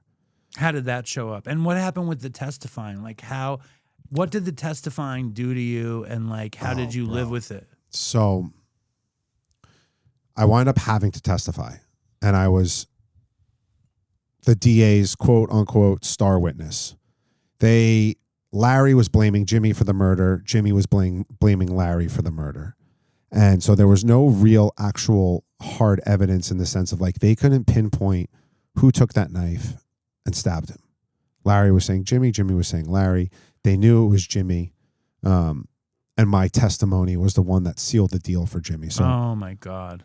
Jimmy got sentenced 28 years to life. He just filed for an appeal last summer. He lost his appeal. And his friend Larry took a plea deal for manslaughter and is serving 23 years. So Larry will at least see the light of day at some point again in his life. Jimmy will never. You hope never. I hope never. Oh my God. I know. And he has people messaging me all the time. What Instagram. Are they saying? They like say crazy shit like, oh, if there's anything you thought you remember differently, like you should like be a man and let people know. And I'm like, I don't even respond. But the reality of it was that period of time in my life was so fucking stressful and insane. And then I start smoking pot about 6 months before the trial starts, 5 months before the trial starts. And I can't tell anyone that I'm smoking pot because the DA thinks that I'm fucking sober. So I finally testify. Well, there's a lot of drugs in the story. Yeah. Right? The case is riddled with drugs. Yes. And you're either a fucking using drug addict witness or you're a sober person in recovery witness. Yes.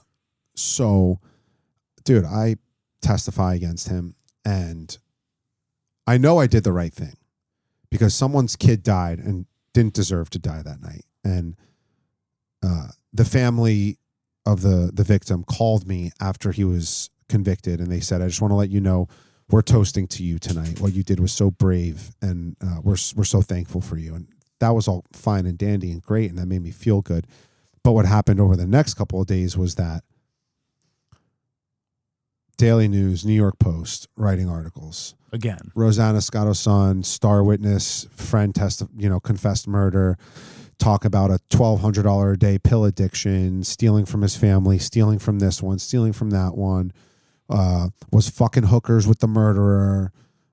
All of this, all of this shit that most addicts do while in addiction is now being written about me.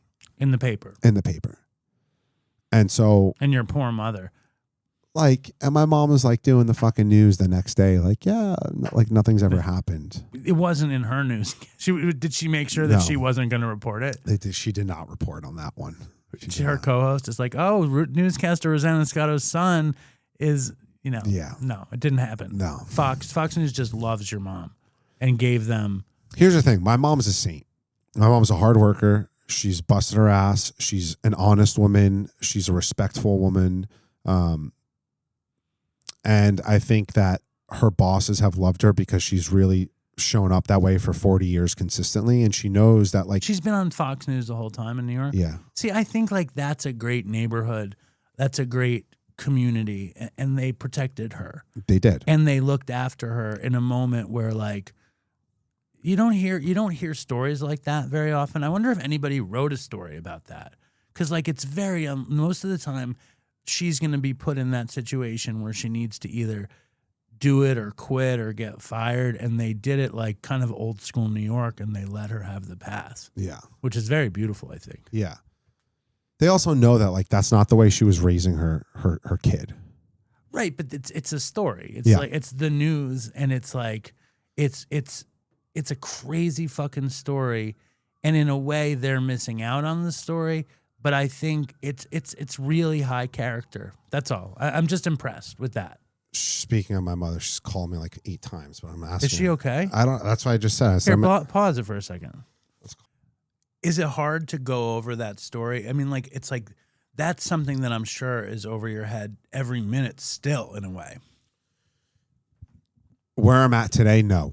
But for literally 5-6 years, that shit was my biggest insecurity. And that was, to say hanging over my head. Oh, my God. Hold on. Is everything okay? I've texted you. I'm in a podcast. Is that your mom? Yeah. I texted you the information. Oh, my God. What'd she say? All right. Put her on speaker. All right, hold on. Say hi to everyone. You're on a podcast right now. Sorry about that. Is that Rosanna Scotto? Yes, sorry about disturbing. I'm with Dopey Dave. Hi, Dopey Dave. Hi, Rosanna Scotto. I'm a big fan of yours.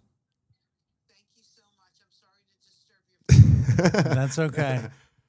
All right, I love you. I'll call you. I'll retext it to you. Okay, yeah, because I didn't get it. Goodbye. She's a piece of work.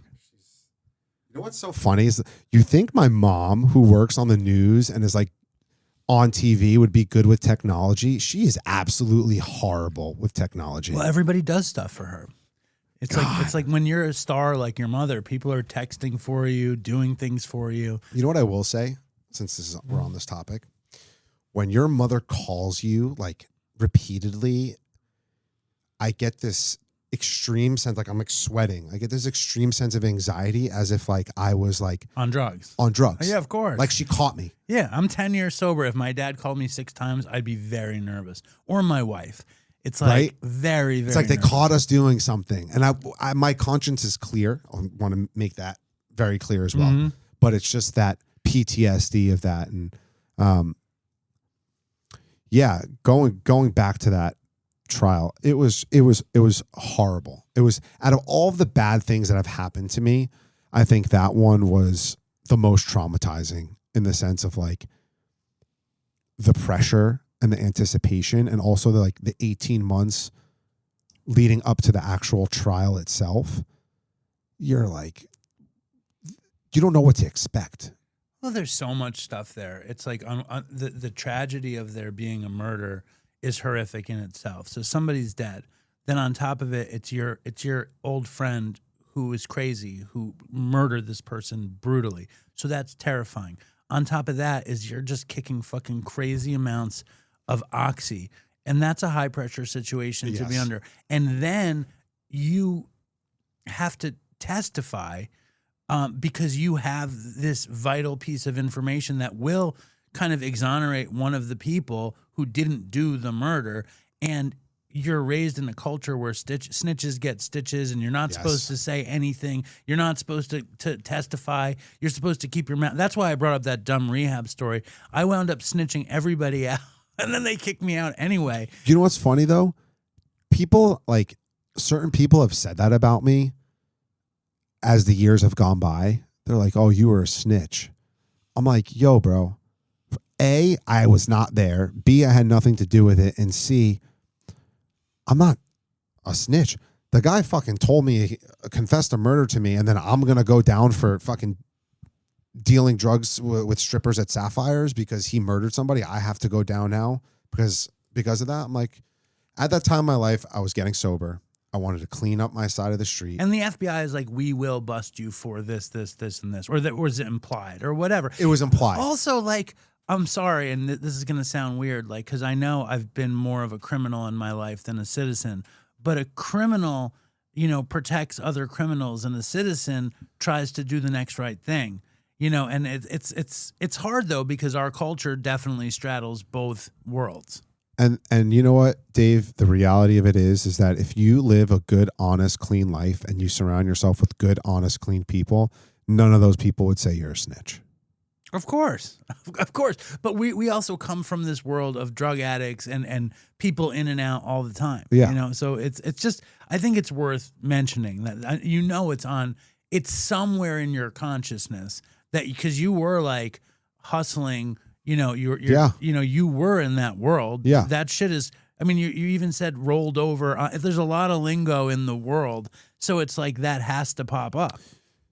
I've told somebody before, I said to him, if we got pinched for dealing blow together, I would never roll. I would fucking keep my mouth shut, let my lawyer work on it, and I would never. Right. But for me to bite the bullet on a murder, which, like, listen, I was crazy and I was a criminal and I did criminal behaviors for a long time, but I was never a fucking murderer.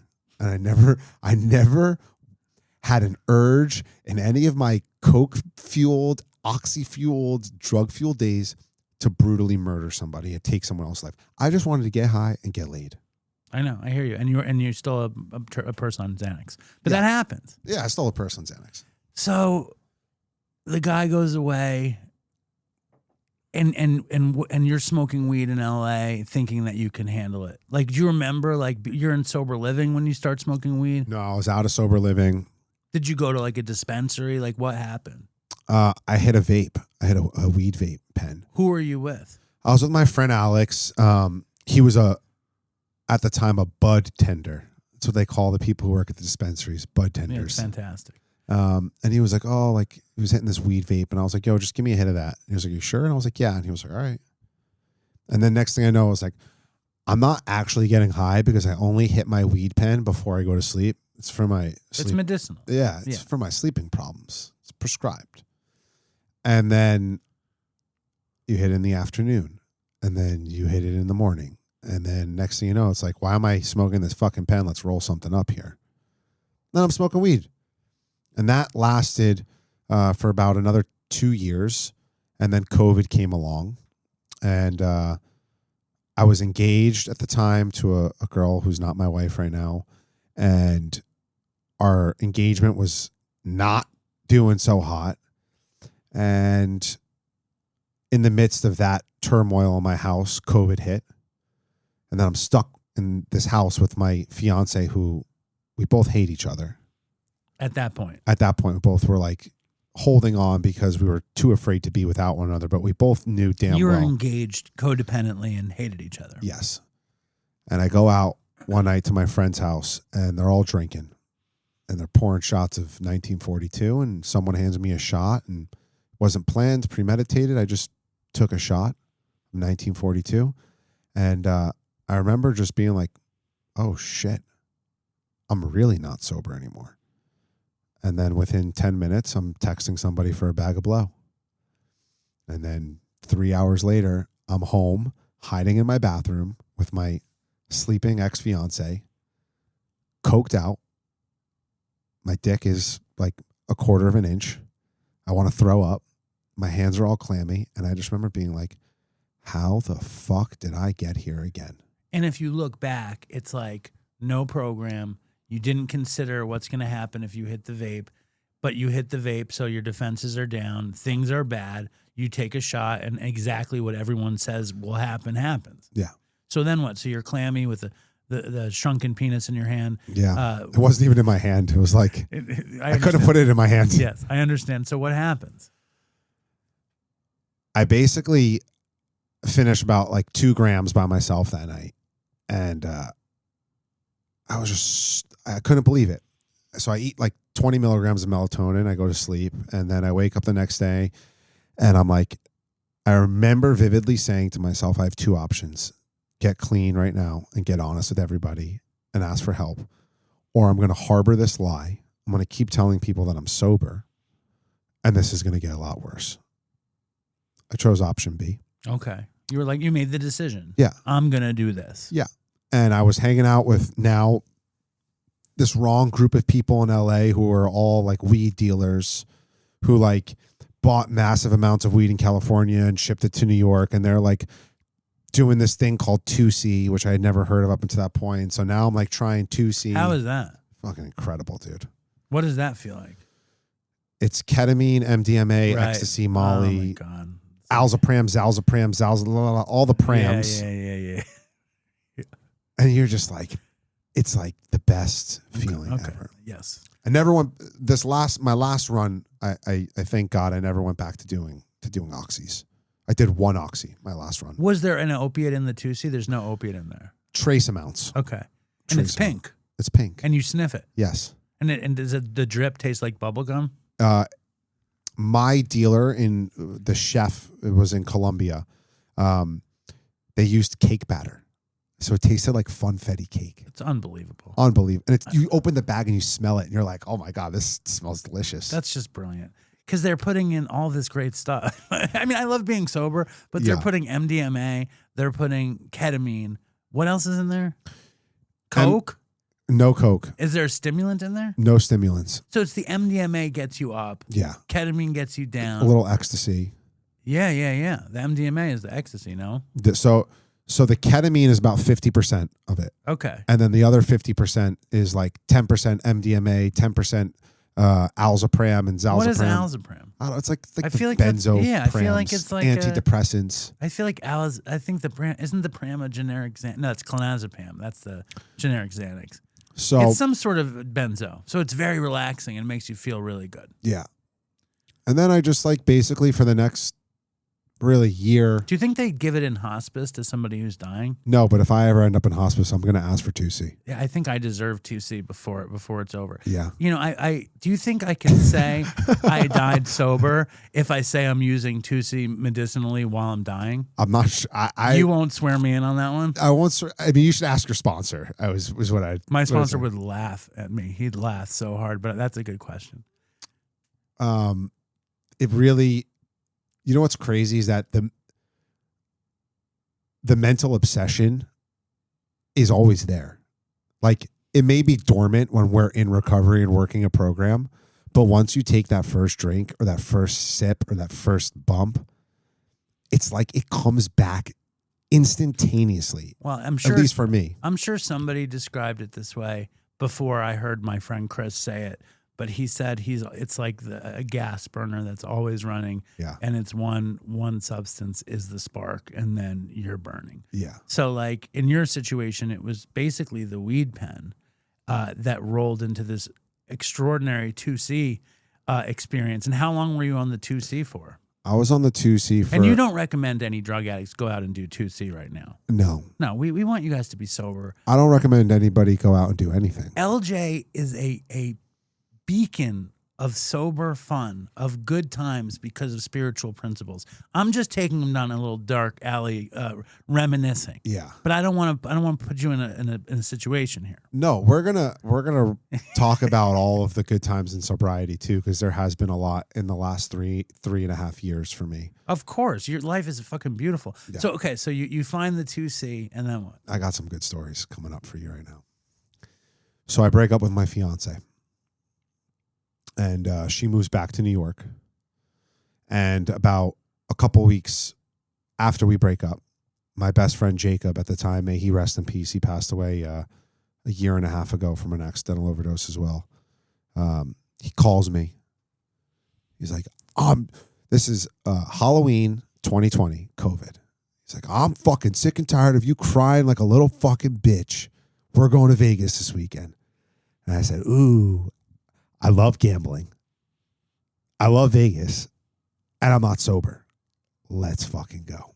And, my wife is going to be upset with me saying this, but I'm going to say it anyways. I tell him, I'm like, let's get a bunch of hookers to come with us to Vegas. And he's like, no, dude, I'm not going to Vegas with hookers. Like, I'll bring a bunch of let's get some normal girls.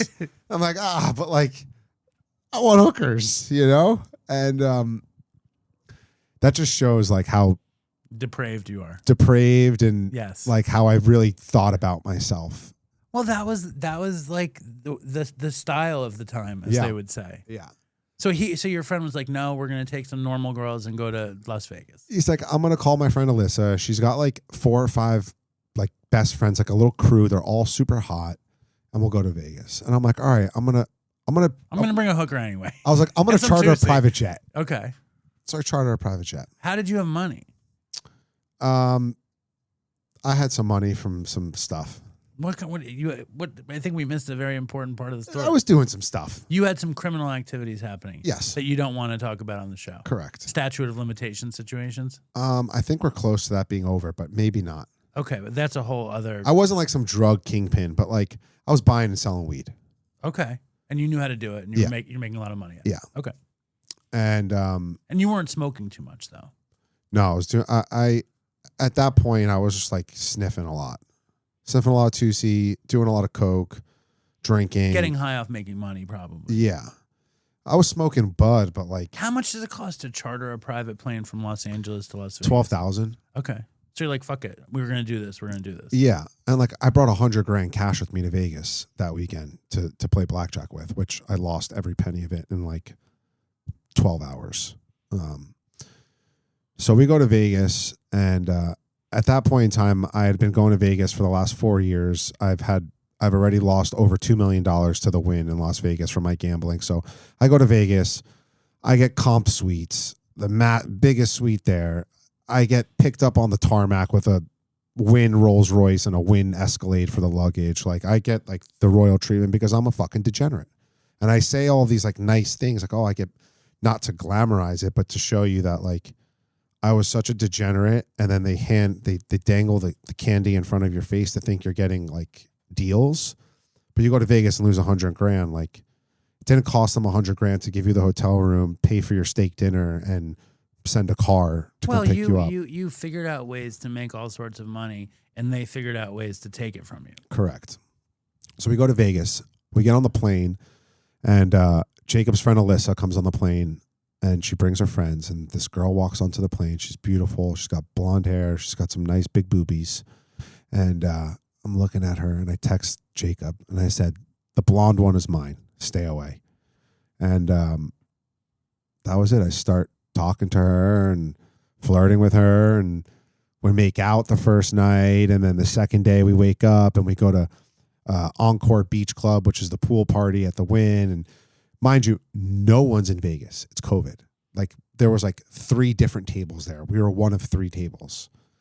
And we're getting drunk and we're partying. We're having a good time. And this girl, Mia, who's now my wife, and I are like all over each other, making out. And I'm like, I fucking love you. I want to marry you. You're the love of my life. She's like, I want to marry you too. And I'm like, let's go get married right now. She's like, okay, let's go. And so we tell all of these people that like we all don't know each other. No drugs with you though. Just we were drinking? doing drugs. Okay, was you 2C or no 2C? Yeah, we were doing 2C and ecstasy. And she wasn't a drug addict. She wasn't a drug addict. She's a civilian, but she was partying. Right. She's no She's no angel. She's no angel. So Did you get married on ecstasy with her? yeah, That's awesome. yeah, and we had like a fake Elvis Presley as the ordainer. And you're just tripping face. We're just fucked up. And we go get married, and all of our friends are like, "What the fuck are you guys doing?" And we're like, "No, we're doing it." We get married. The next day, we come back to LA. We did not sleep. Before we get on the plane, on the private jet on the way home, me and Jacob decide to eat a full 1/8 of mushrooms each. So we eat the mushrooms. We're fucking tripping balls. We get back to LA, and I look at Mia. We're back in LA in Jacob's apartment, snorting a bunch of ketamine at this point. And I look at Mia. I'm like, "You have a passport?" She's like, "Yeah, I got a fucking passport." I'm like, "All right, we're going on our honeymoon. We're going to Mexico." So I take her to Mexico the next day for 10 days. My mom calls me. What the fuck is going on? I'm like, what are you talking about? She's like, did you get married this weekend? How did she find out? Someone sent her pictures and someone called her and saw pictures on Instagram and said, your son's not sober and your son just got married to some random girl in Vegas.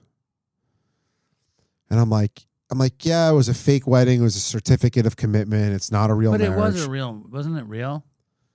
It was real, but there was no like legal marriage license.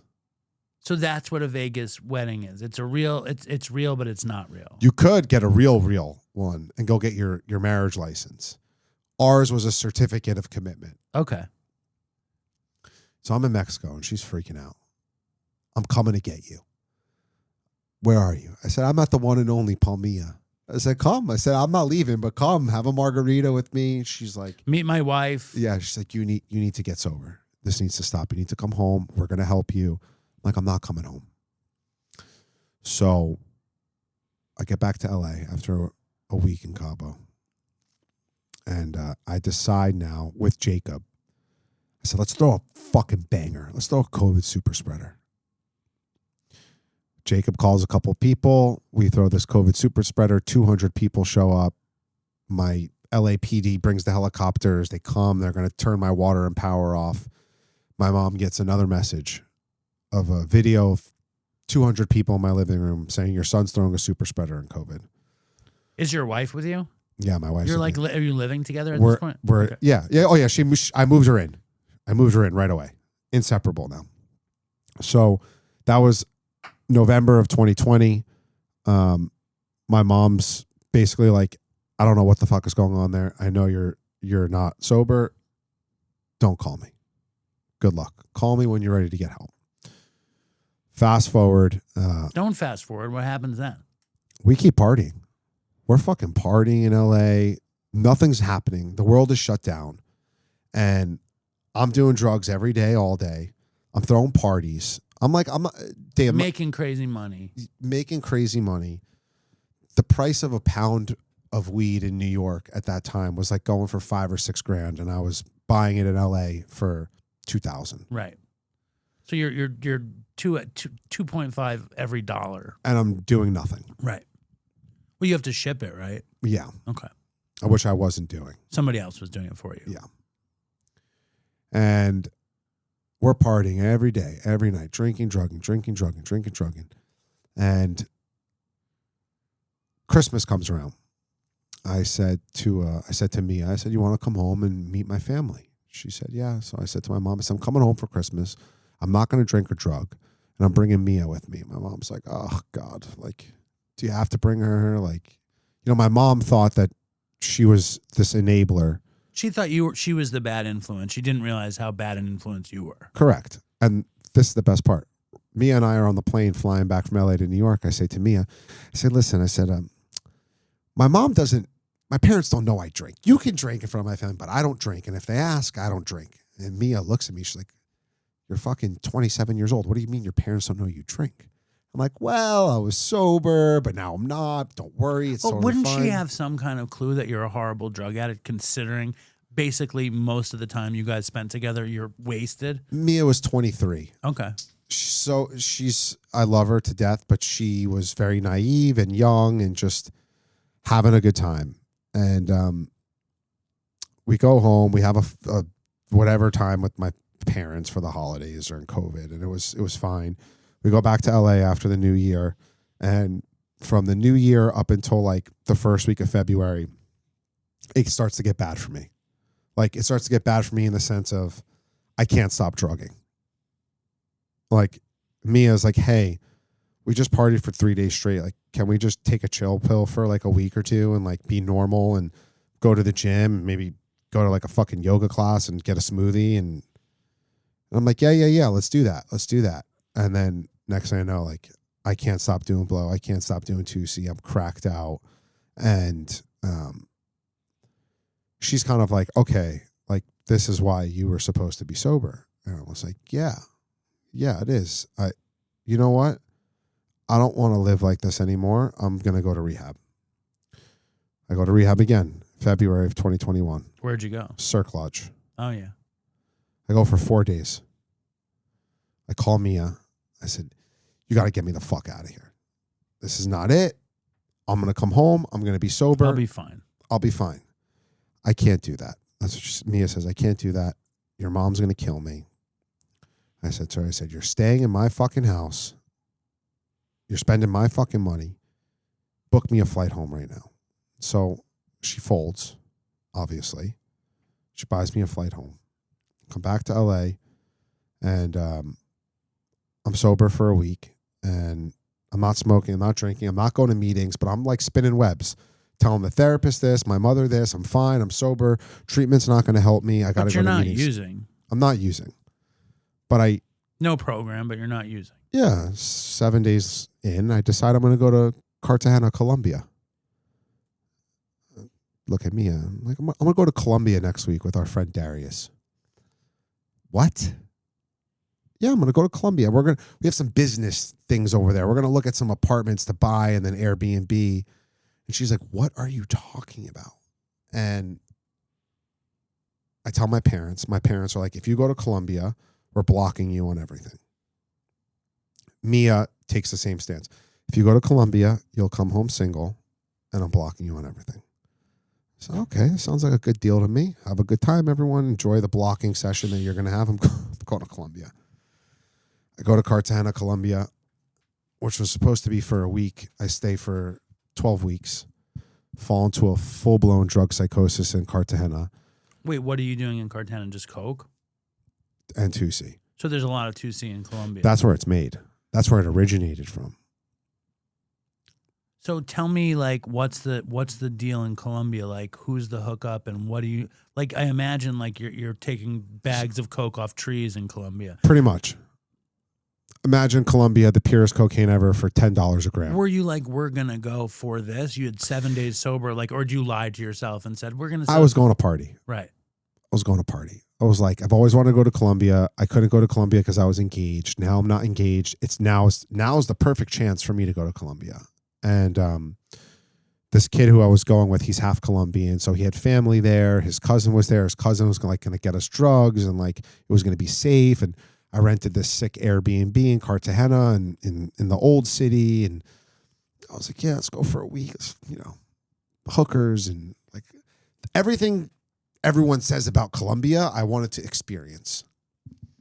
Experienced a little bit too much.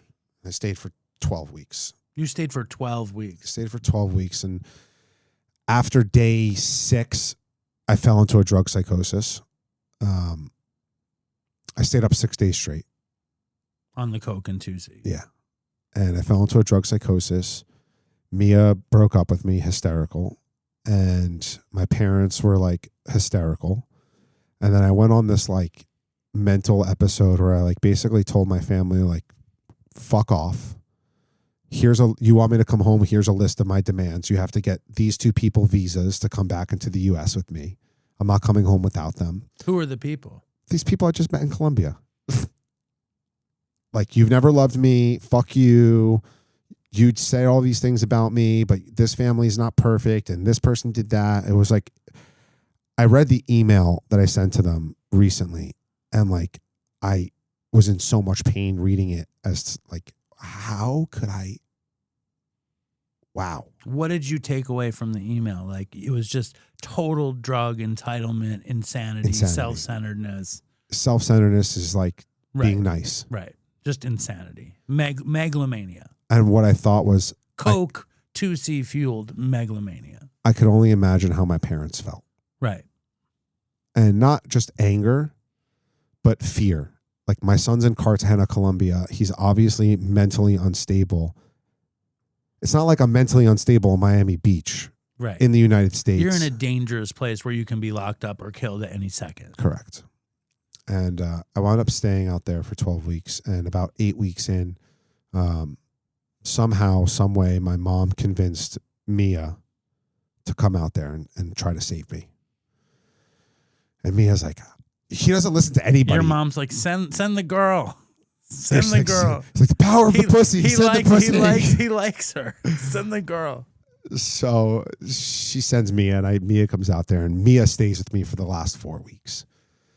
And she basically just stayed there to make sure I was alive and I wasn't going to overdose. And what happened was the last couple of days in Colombia, we ended up in Bogota. No reason why. I just wanted to go check out Bogota. Bogota sucks, by the way. And like, I woke up in Bogota one day and I was like, mental breakdown. What the fuck am I doing here? Holy shit. I've been in Colombia for 3 months. I got to get the fuck out of here. Cartagena was better than Bogota, I guess. Yeah, Cartagena was sick. So beautiful, so nice. And then so you're like, I got to get the fuck out of here. Yeah.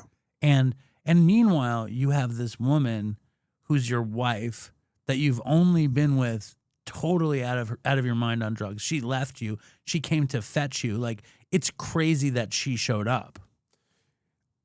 We get back to LA. And what do? I keep drinking and drugging. I cheat on her multiple times. And I wind up leaving LA a couple months later, May of 2021, to go and try to get sober again in Tampa with my cousin Mike, who was sober. And I stay there for 9 months. I don't go to meetings. I just get dry. I got 9 months dry. I move back to New York. And I get back to New York. I start working at this restaurant called T-Bar for a good family friend of mine. May he rest in peace. His name was Tony Fortuna, legendary restaurateur. He passed away of pancreatic cancer. Were you out of money at that point? When I got to Tampa, yeah.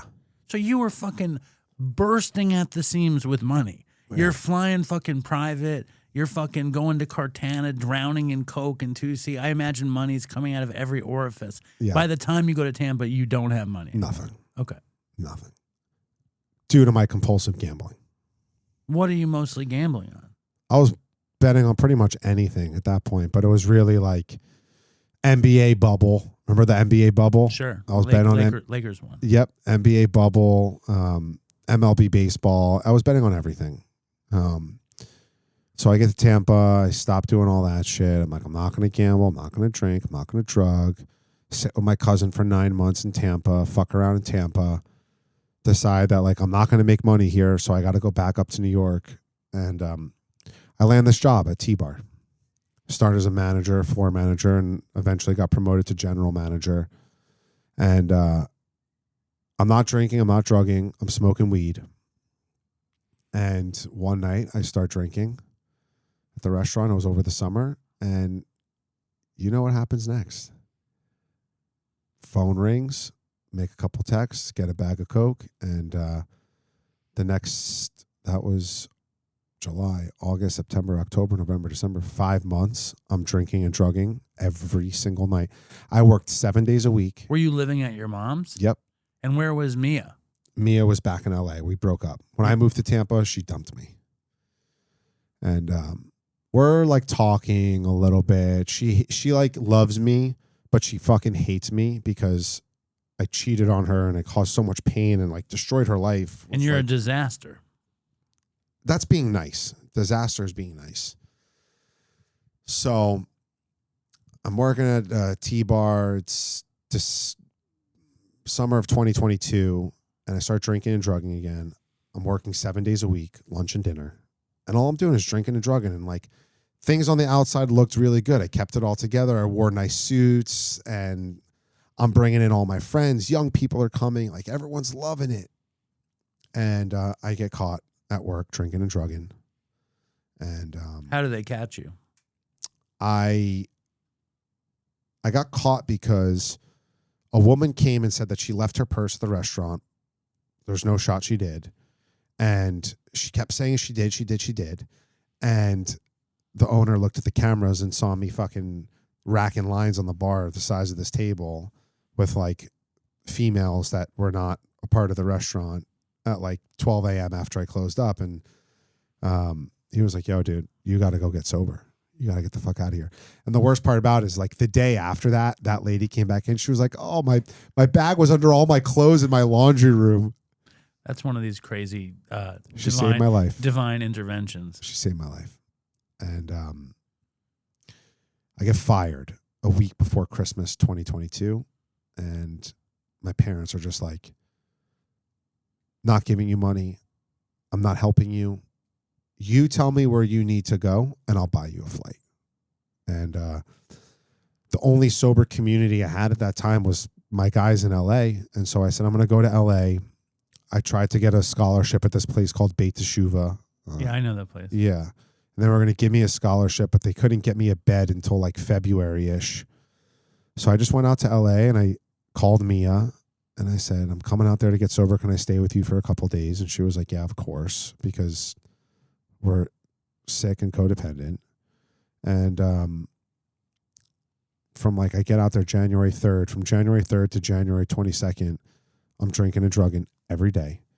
And on the night of January 22nd, we're doing a bunch of drugs. I was doing a bunch of drugs and I started convulsing in my sleep. And she like wakes me up and starts slapping me and pouring water all over me. And she's like, LJ. I'm like, what the fuck are you doing? She's like, you're fucking convulsing. You're foaming at the mouth. What do you mean, what the fuck am I doing? It's like 3:00 in the morning. And she just starts crying and she's like, I can't take this anymore. If you want to stay with me, you have to get sober tomorrow. And if not, you have to leave. And I just remember being like,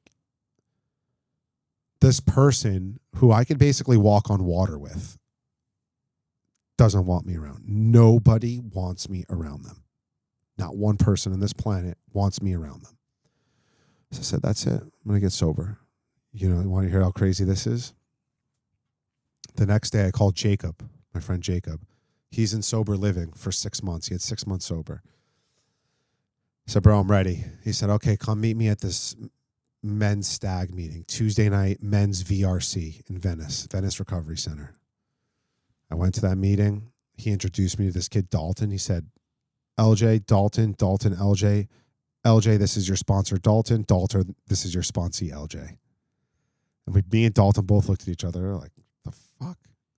And it was a great fit. And I did 127 meetings in 90 days. I didn't need to go back to treatment. I just said, I'm gonna do everything 100% the way my sponsor tells me to for once. If this doesn't work in a year, I'll just go back to sniffing coke. Before all that happened, though, like, were you like considering that maybe this wasn't working out? Yeah, when I went to LA, I knew I was getting sober. Because when you're in New York at T-Bar, are you just like, I mean, like, when you're in Cartagena, Mexico, or Cartagena, Colombia, and you call your parents and they're like, we're going to block you, and you're like, fuck it, I'll do it. But you don't want to disappoint your parents.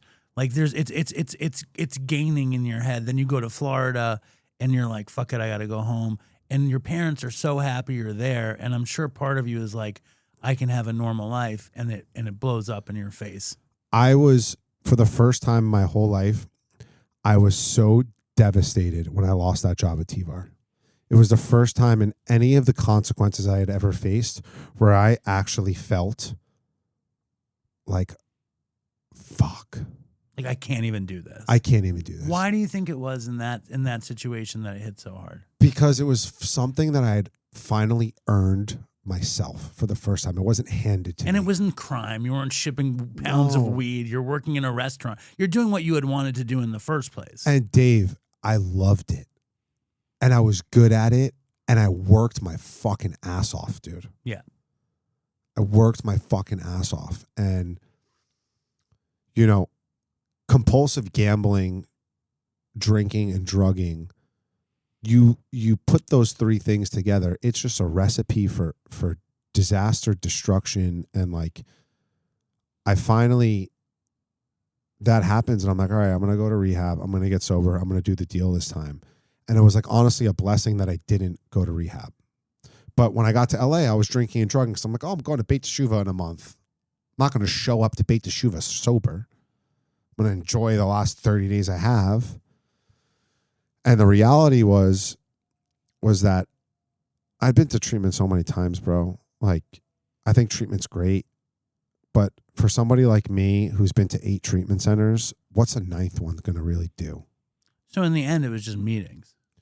My last time I got sober was 3 meetings a day for the first 90 days. I did 127 and 90. My sponsor handed me a sheet of paper, day 2, and he said, this is your list of instructions. It wasn't step 1. It was wake up, first thing you do, walk outside, close your eyes, thank God for waking you up another day sober. Here's a phone list. Call 3 other alcoholics a day. When you're done calling them, text me who you spoke to and what you spoke about. How old was the sponsor? Dude, my sponsor's younger than me. I'm 31. Dalton is 29. And he just listed out all What these else? What else was on the list? Get a notebook, write your name in it, your sobriety date, write out the St. Francis prayer. St. Francis prayer is the best. Yeah. And call 3 other alcoholics. Go to at least 1 meeting a day. And every night before you get into bed, you text me that you're home, you're safe, and you're sober. I don't care what time it is. And I did that. And, you know, we became very close over the next 2 weeks, basically. And he was just like, look, dude, you've been around these rooms. You've been around treatment centers. He's like, have you ever done the work? And I'm like, kinda. He's like, okay, we're going to get into the work. And we met, we read the big book, and we did the work. And I said to him, I'm going to give you everything I got.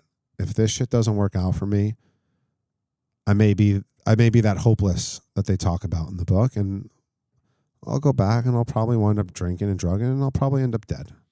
And I did the program. I did what was asked of me. I worked steps. I did it with rigorous honesty. I made friends. I hated calling 3 other alcoholics a day, and I questioned why I had to do that. And he just told me, shut the fuck up and do as I say or find someone else. And what happened was I created a great community of friends in Alcoholics Anonymous, of like homies that I would snort lines and drink beers with, except we're sober, walking this path. And, you know, Mia and I got closer than we ever did. And the thing that amazes me about normal people is like, you could drink and do drugs, and then like I say to her, like, hey, I love you, I want to be with you, but like I can't be with a girl that like is partying 4 or 5 nights a week. And she's like, okay, I'm done. Or like we go to dinner and she drinks half a glass of wine. She's like, I'm done. I'm like, you're not gonna finish that? She's like, I don't really want to. What the fuck is wrong with you? Wow. It's a whole thing. I know. That's a whole other thing. What? But you get back together with her pretty much immediately? Yeah. And then we break up about a month later for about 3 weeks. And she's like, how? You say you're going to be sober. You've been saying this to me 5 times the last 3 years. Like, I don't believe you. Like, you cheated on me and you did all this shit. And like, just, you're miserable to be around. And I'm like, I'm miserable to be around because I'm 30 days sober. What am I supposed to be? Happy, joyous, and free? And, like, we were broken up for like 3 weeks. And the last week we were broken up, I'm like, I'm going to just full court press this one more time. Like, I knew that I actually really loved her and that I needed, for me to move on from her, I need to give this relationship a shot in my sobriety. And I just like basically begged. I sent her like these really nice flowers and I made this video of like me apologizing and I put like Rufus Du Sol music on the video. It was like also really cringe to look back on.